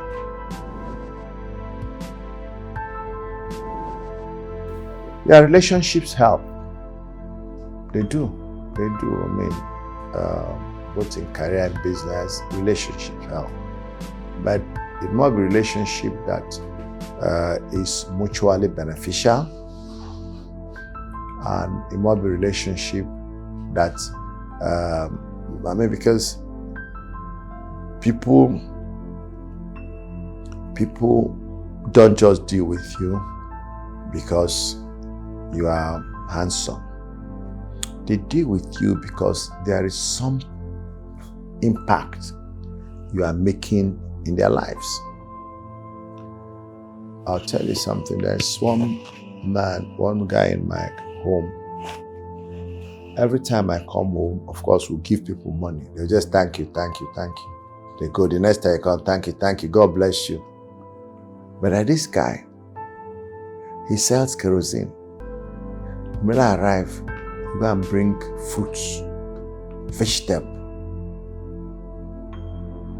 Even I'm not there, he will drop them. Say, please give to daddy and go. So when I'm leaving, I'll go say, send for this man. Others are hanging at the gate. I'm going to send for this guy. Any day, not to me, I need money to buy more jerry cans for his kerosene business. I will give him without thinking. So, life is give and take. If you want to build relationship, always look for how can you impact people's life. It doesn't matter their station in life. There's something you're always better than the other. No matter how high people are. If you are taller than I, I'm shorter than you. And there's something to gain from being short. Before the tall man will fold himself, you that is short has already reached the ground. You can pick it up and give him. You're beating him to it. So to build relationship, look for how you can impact people. People may tell you they are it does, but in the minds of people, if they're in relationship with you, there must be something they are gaining.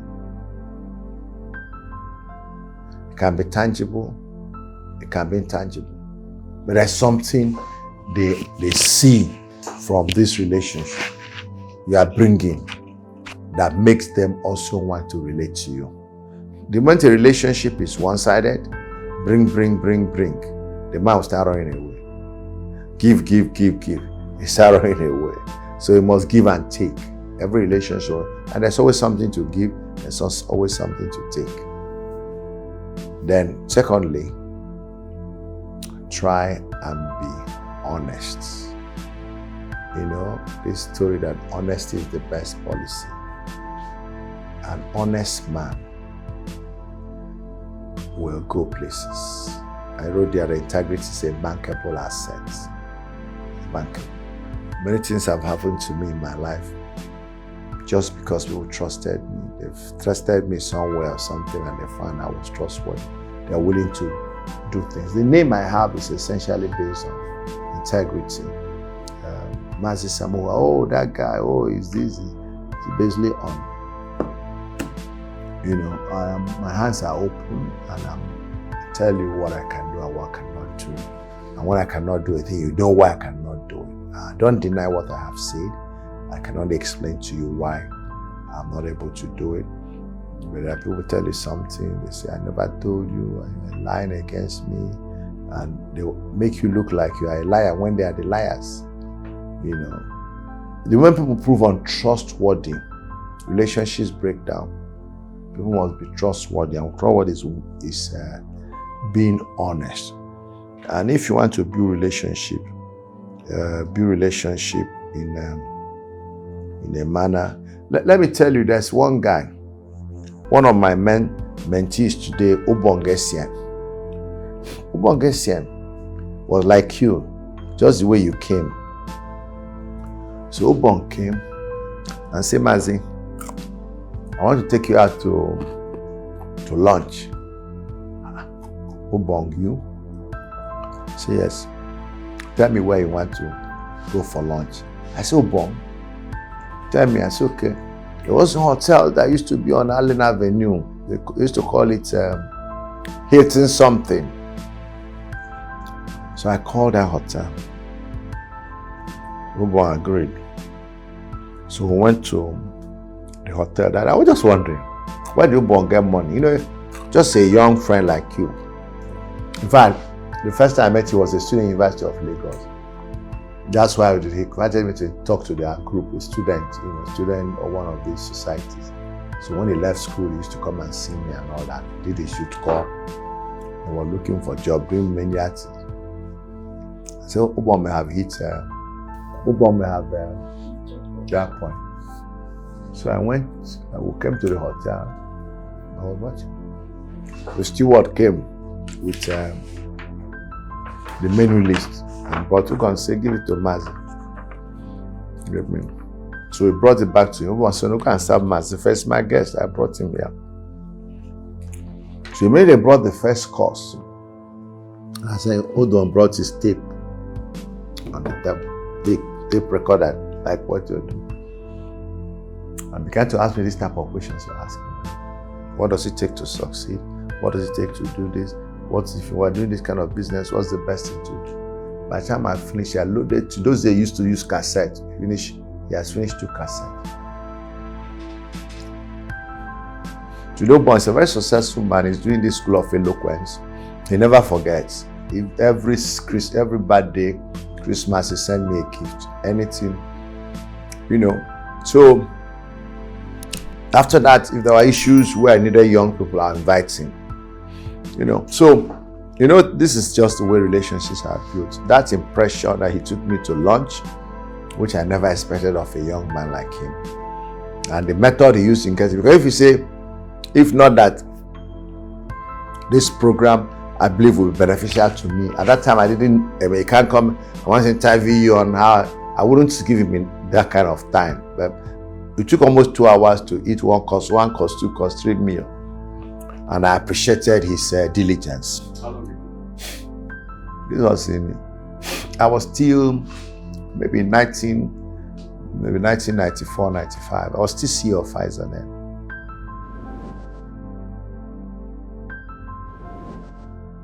He did.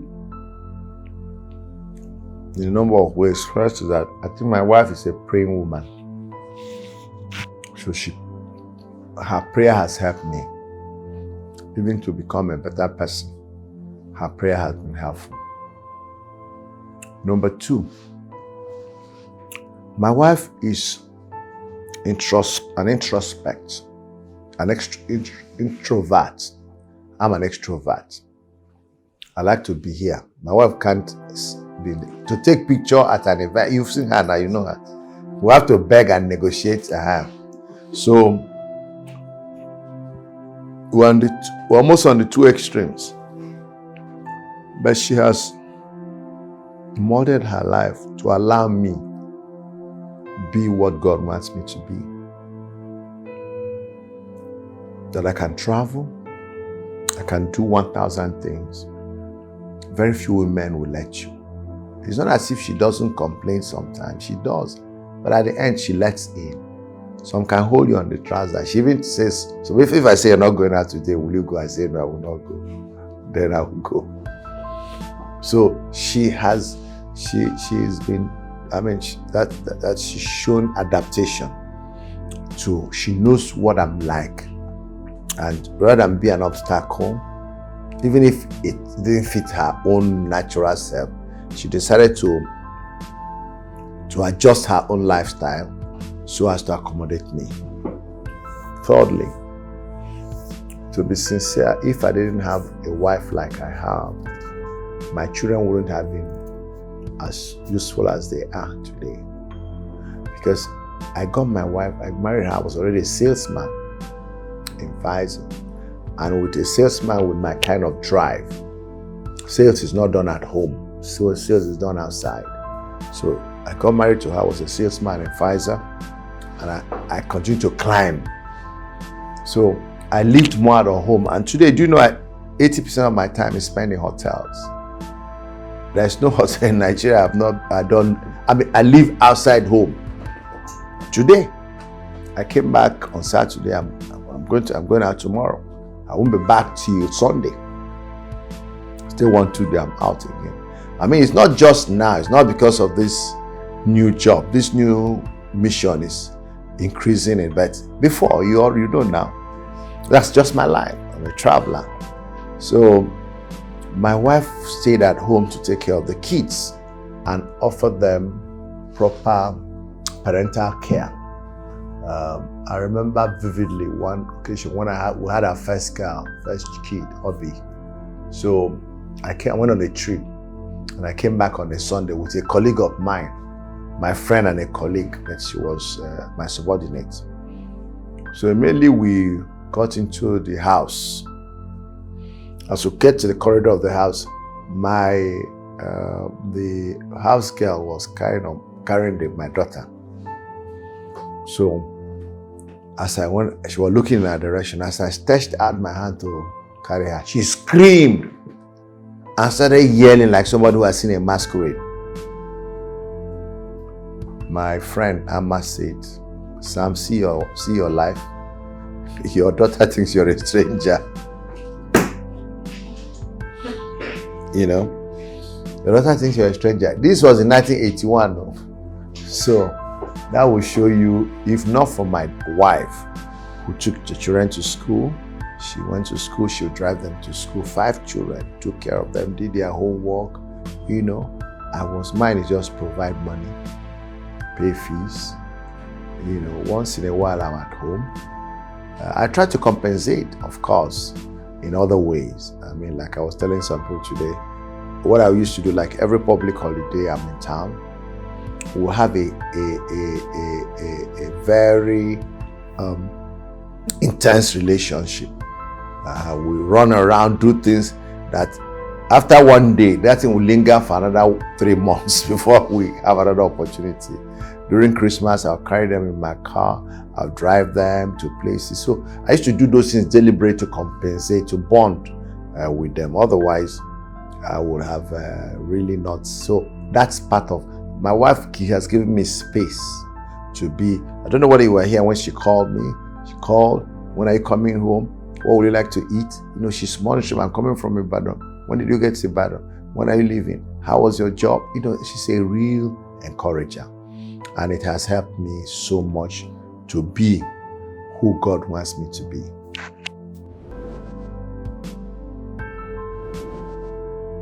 Well, I think there are 3 things you need to look.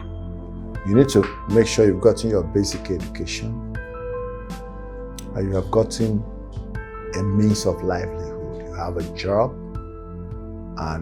or a business, and you can take care of yourself, and you believe that if you have a wife, you can also give her the minimum care. That's when the time is. So you must go to school, must get employment, or start your business, and your business is providing some income that can take care of you and take care of a second person, and hopefully as the business or the career grows, take care of children. But you don't have to wait till you build a house. You don't have to wait till you buy a car. You don't have to wait for that. The moment you can afford to take care of yourself, and you can take care of your wife. It doesn't matter whether you have a house or have a car. Those are irrelevant. There are things that will follow.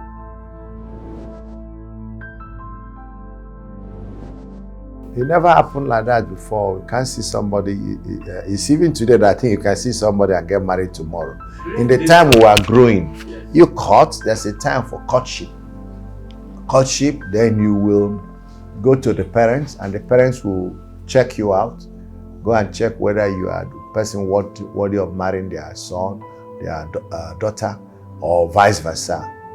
It's usually a long process. Then you go to traditional wedding, then you come.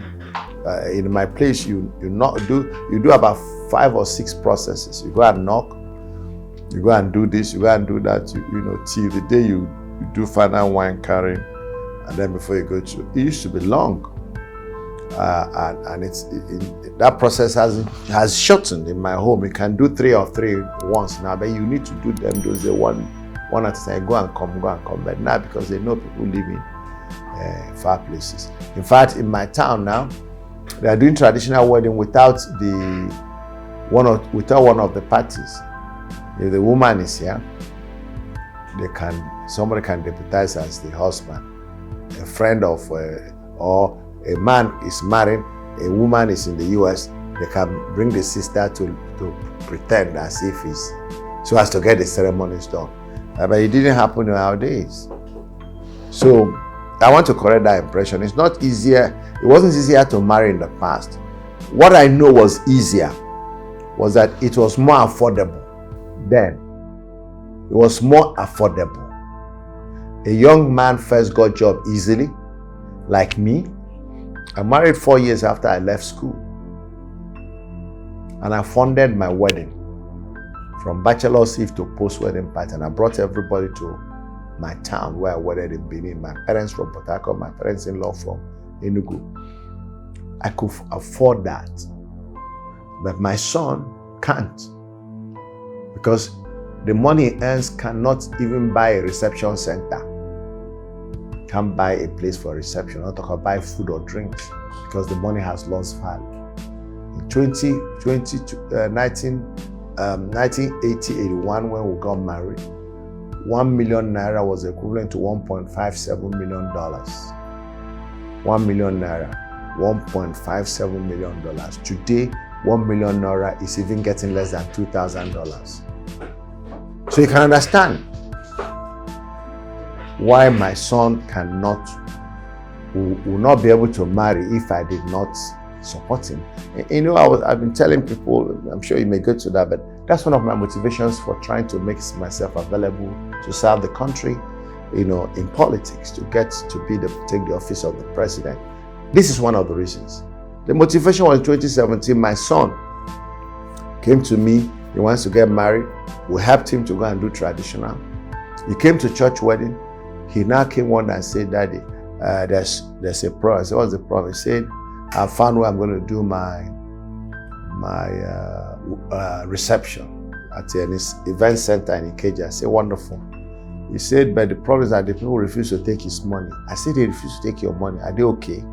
Why would they refuse to take the money? They said the money was not good enough. I said, how? He said the amount was 1.5 million for the event center. But all he had in his budget was 200,000. I said, well, maybe what we'll do, you go and hire a school hall or one primary school hall, let's do your reception there.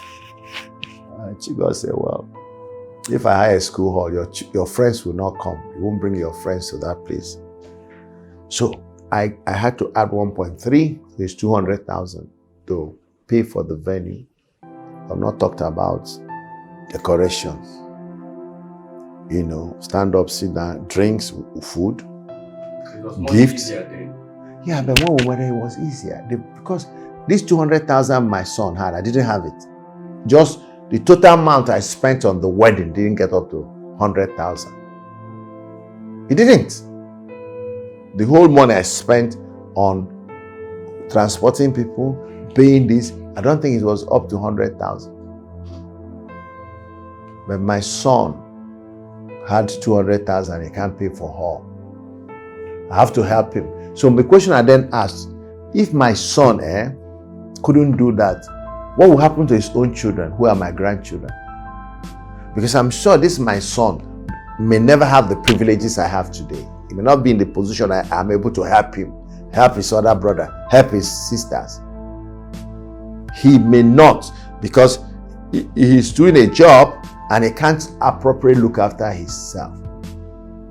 I went to one of my children's houses and they have a baby. And the baby was crying. They said, this baby is eating too much. I say, give the baby food. They said, he has finished.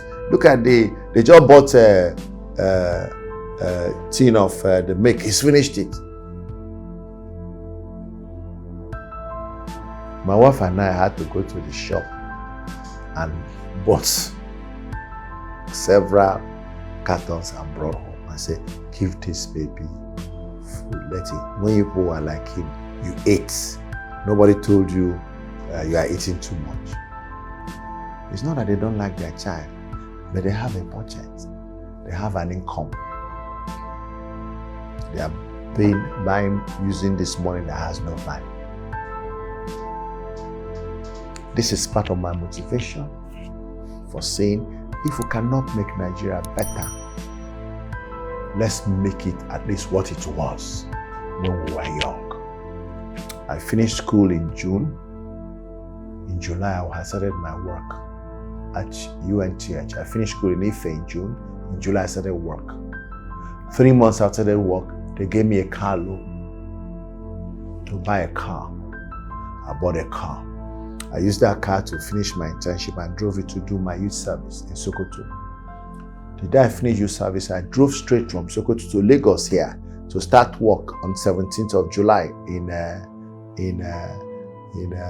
Pfizer, 1 Henry Car Street. 3 months after I joined Pfizer, Pfizer gave me a brand new Peugeot car for my office as a pharmaceutical sales rep. 3-year-old pharmacist. I had 2 cars in my garage. And I've told you in my 4th year I got married and I paid all the bills. So can we take Nigeria back to that the way it was? If we can't make it any better, let's take it back there.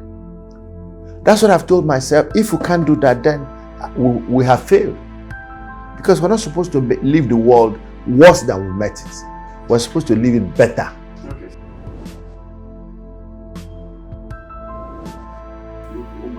The reason why there is higher divorce is because the value system is changing.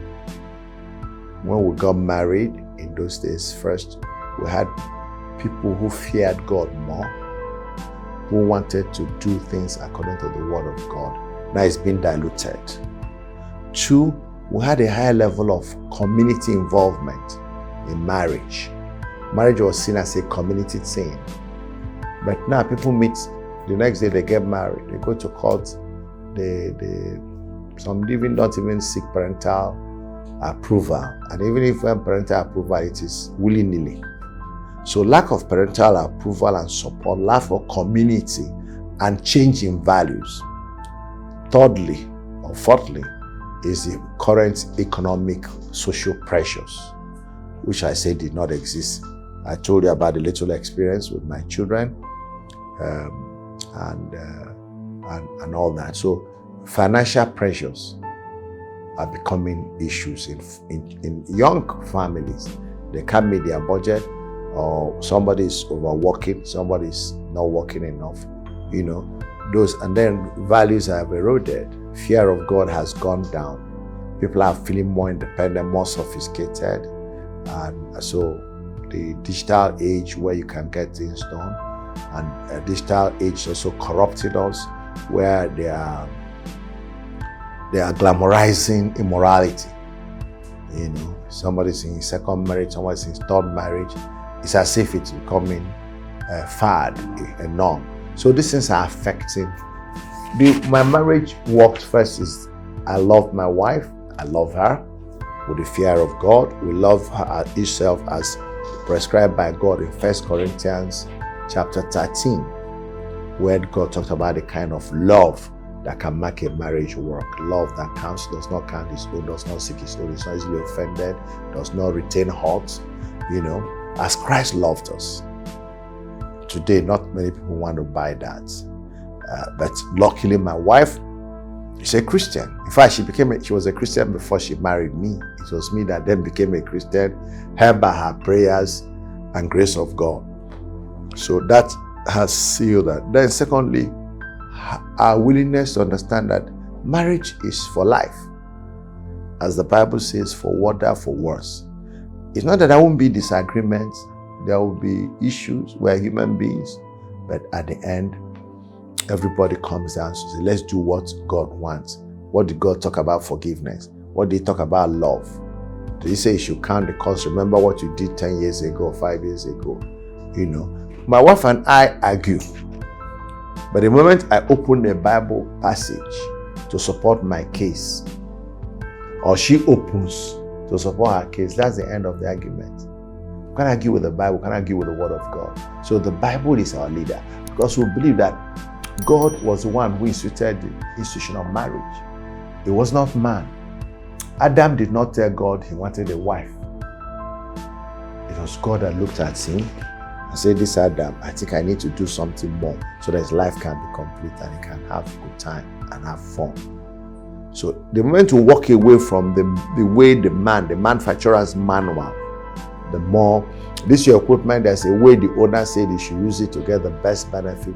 Any day you become too sophisticated and start doing anything you like, the thing will spoil. If there was a warranty, they won't give you any warranty. And of course, you ruin your equipment. So let's follow the prescription. That's what we followed.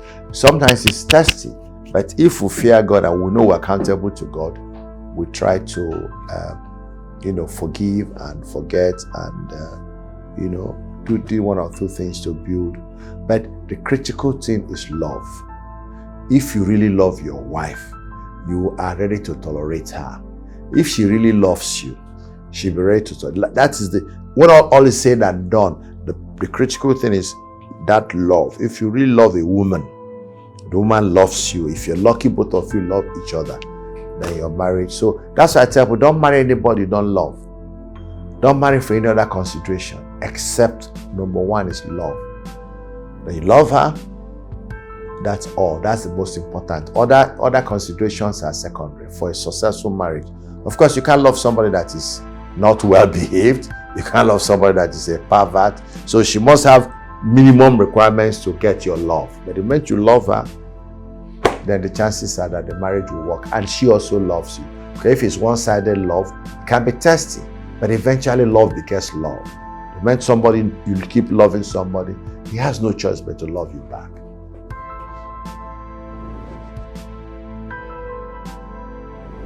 Yeah.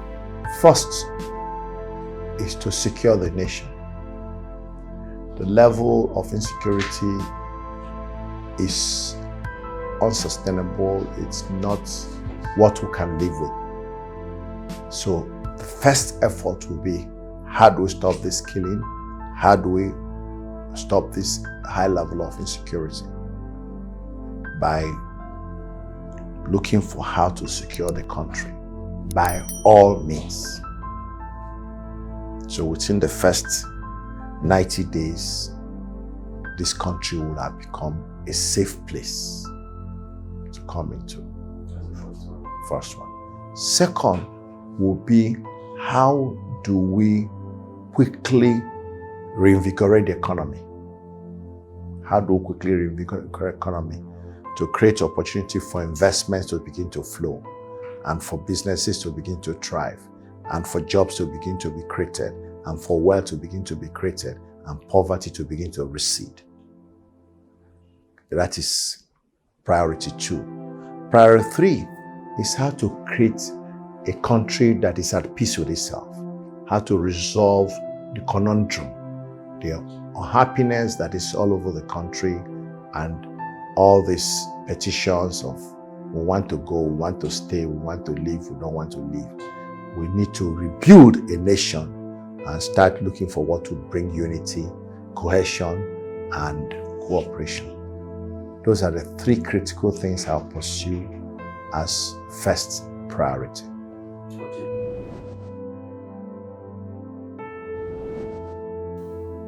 Nigeria dividing will be a decision of the house. If 3 of us are in this house, if we want to divide, all of us should agree to divide.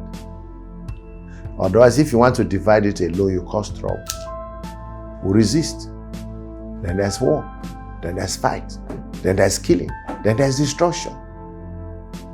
It should be. That's why I told the 3rd segment, the 3rd critical issue, is to call the owners of the country to decide, how do we live? Do we want to live together? If we say yes, how do we live together happily? Now, I agree with you. In 2009, I told President Yar'Adua in one committee I served with, in which he was chairman and I was a member. I say, people do not have confidence in this your government to be able to deliver on the promises you are making, especially to manage the economy at this time. He said, Mazi, you're right. People no longer trust government. It's not only my government, but they don't trust government anymore because they've been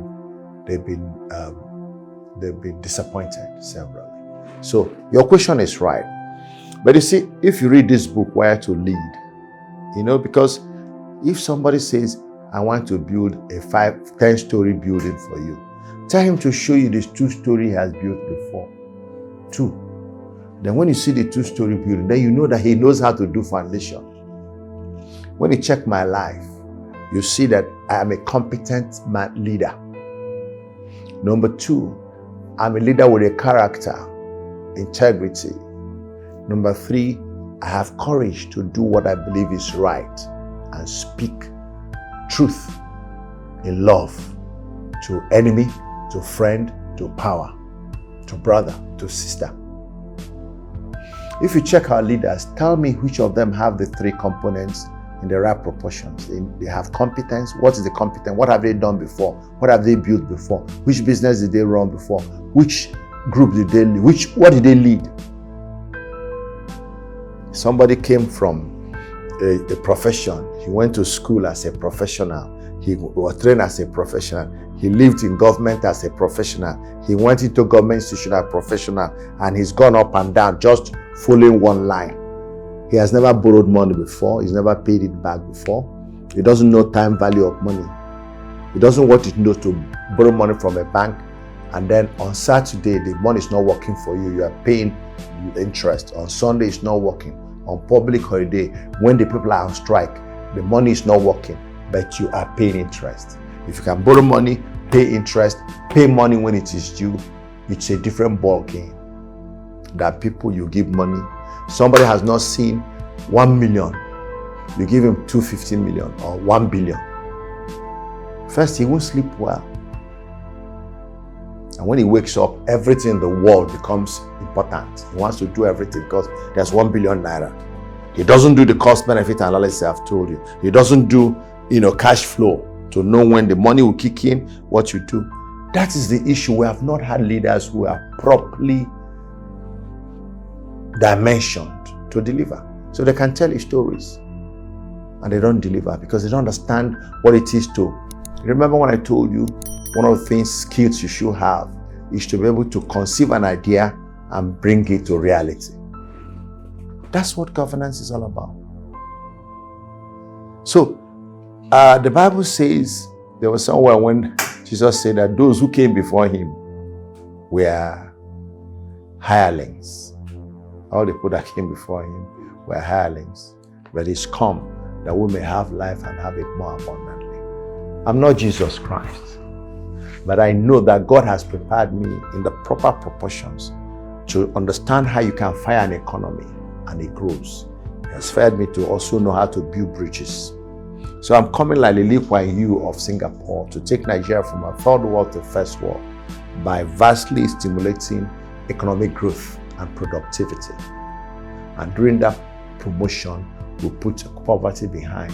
We'll pass the junction to joblessness, junction to low quality of life, junction to low life expectancy. On our way to the first world, we'll pass those junctions and we'll arrive at the first world. Secondly, I'll be Nelson Mandela, who came and brought unity between the black and the white and made a nation that was divided to at least look united, and was able to create a pathway to be able to hand over to Becky and the younger people. I'm going to be that bridge. So I'm coming with something different. Those who have made you those promises, I know, I agree that I'm here. That's the reason I'm here coming. Because I've written books, not only this one, you know that my book, Nigeria Need for the Evolution of a Nation. We did Vision 2010, we did Vision 2020, Political Reform Conference, Confab. None of them is implemented. You know, when I ask you again, you ask me what's the most important thing? Execution. Running a country is not like running a company. Nigeria as a company is Nigeria Incorporated. What they need is a good CEO. And the job of a good CEO is first to know how to hire the right lieutenants, managers, general managers, directors, train them, equip them, motivate them, and then you become a cheerleader to get the business done. Every quarter we sit there and say, this is where we're going. So we need an enlightened, visionary, honest, competent, courageous leadership that changed Nigeria. So the reason I'm coming is that I am tired of hearing stories, and I couldn't be coming to tell stories. Otherwise, I should stay at home. Check the people who have led us. What's their background? You mentioned Jonathan. You mentioned, who did you mention? Buhari. Where did they come from? What work were they doing before they became head of state? What experience? How many people have they managed? How many institutions have they managed? Where did they get the experience? Are you getting my point? So you need to look at that. Then you can know whether somebody is prepared to make a difference. My vision is first to make Nigeria a first world nation. First world from a third world. A nation that will also work for everyone. So we're looking for like-minded citizens of Nigeria that we can motivate to depart from the evil ways we have passed through, the ways that have brought us onto this conundrum, into this darkness, where the forces of wickedness have taken our country, beautiful country like Nigeria. So we want to take away the shackles, the things that have held this country down, by introducing a country that has a completely different value system than the values that we see today. I told you, even in marriage, part of the reason is the corruption of our value system. But we want to become a country of knowledgeable people and who are seeking knowledge, cutting-edge knowledge. A country of industrious people who will not only work hard, but be able to produce things and be able to make a contribution to global trade. We are looking for Nigerians who will be put through a different type of education, entrepreneurial education. Education where you go to school and you are learning two things. One, how to solve problems, and two, how to create wealth. So that you don't come looking for people, creating people like you who want to, go through the pain, but they set up. But the difference is that you are suffering now to set up business and entrepreneur with nobody's help. But we're going to give you help. We're going to have people who come to you and ask you, Mr. Benzik, is there anything the government can do to make your business grow?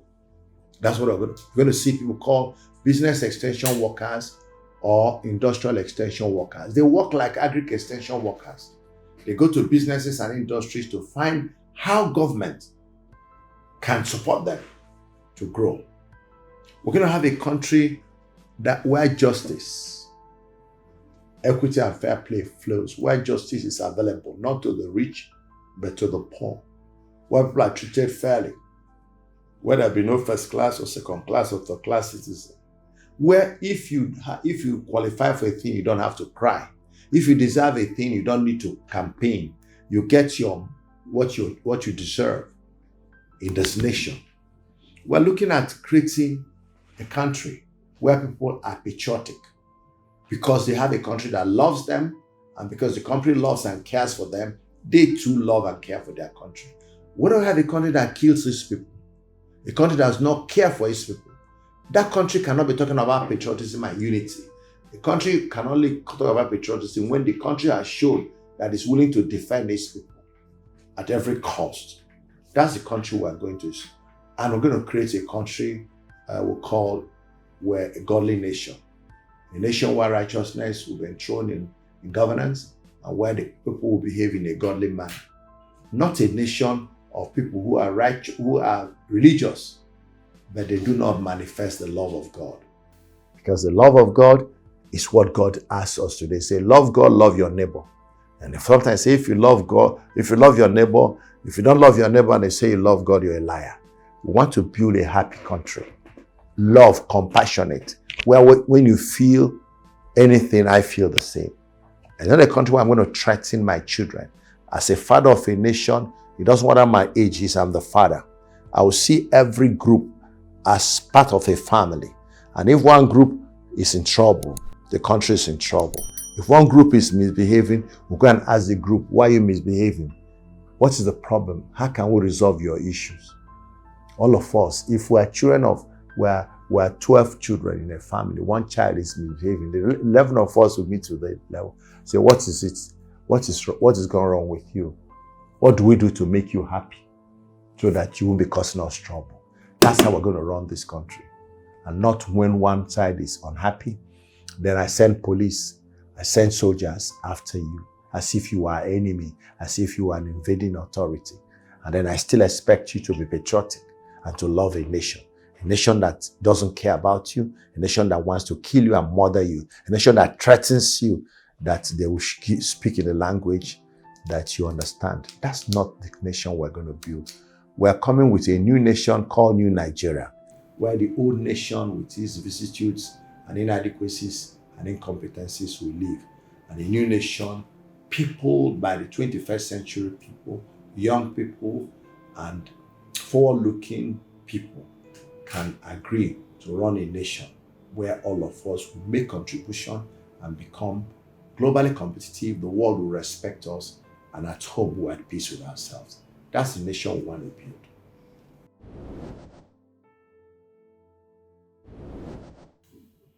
I came, wherever I came, I left the place better than I met it.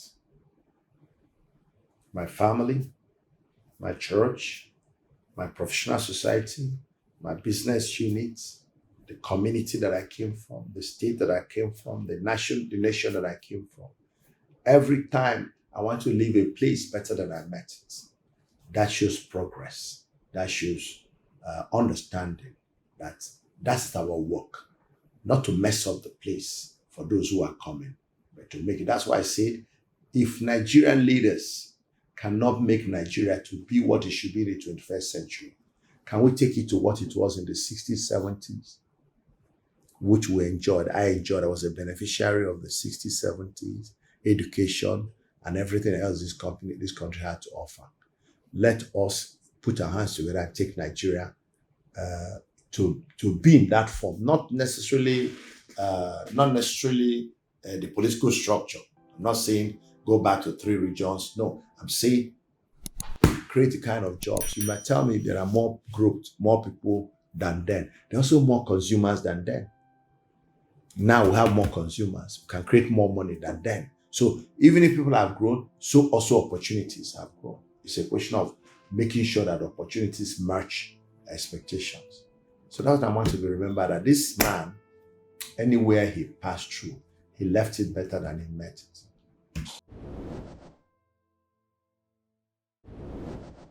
Try and be the best of what God has destined you to be. Fulfill your destiny, because we're not birds of passage. Every one of us has been sent here with a purpose by God, the Creator. So find your purpose and fulfill it. Then you'll have justified your creation. Yes, guys, thanks for watching this video. And if you're one of the very few people to watch this video all through to the end, that means you are one of the passionate few who is really interested in growing his or her personal life. It's not everybody that's interested in growing their personal life. Some people just feel like sitting down to watch entertainment, and that's why people get to wonder why there are more poverty in the land than wealth, because most people prefer to sit down and watch entertainment videos than to sit down and consume content like this. So if one of the few to watch through this video, I mean without skipping anything, or watch it through all through to this point, it means you are really one of the few that really want to see something good and growth in your life. And also, if you want to get this amazing book, Wired to Lead, this book has impacted me a lot. He has written several books. Mazi Sam has written several books. If you search about him, if you search about his books online, you're going to see several of his books. But this is just the current one. This is the recent one that he has currently, and it's called Wired to Lead. So I think within this video, I didn't include it. I asked him if he's going to write another book. He said yes. He has not written his autobiography. He's still going to write that particular one. I think I didn't include it in the video, but this is his current book at the moment. So if you need to get it, just call the number you see on your screen.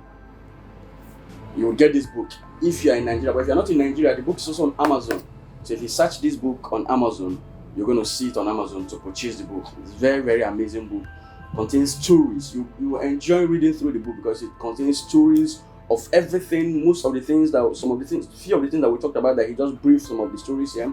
In detail of them is in this book. So you can get the book on Amazon if you are not in Nigeria, or if you are in Nigeria, or you can still call the number on your screen. Then if you're in Nigeria, in Lagos, and the book will be delivered to you, or you'll be directed on how to get it. So that is just it, where to read. And it's really commendable. So if you love this video, just give it a thumbs up. Like I said, share this video with someone, and subscribe to this channel because we have more interviews coming up on this channel. So I really sincerely appreciate you for taking the time to sit down and consume this content. Comment below the things you learned from this video, or your top 10 nuggets, or your top 5 or your top 3 takeaways from this particular interview. The things you learned from this interview, either in the business part, in the relationship, or in the political aspect, or in any area, just comment it below. Give this video a thumbs up, subscribe to the channel, and I will see you again next time. My name is Benzik. Thanks for watching. Cheers.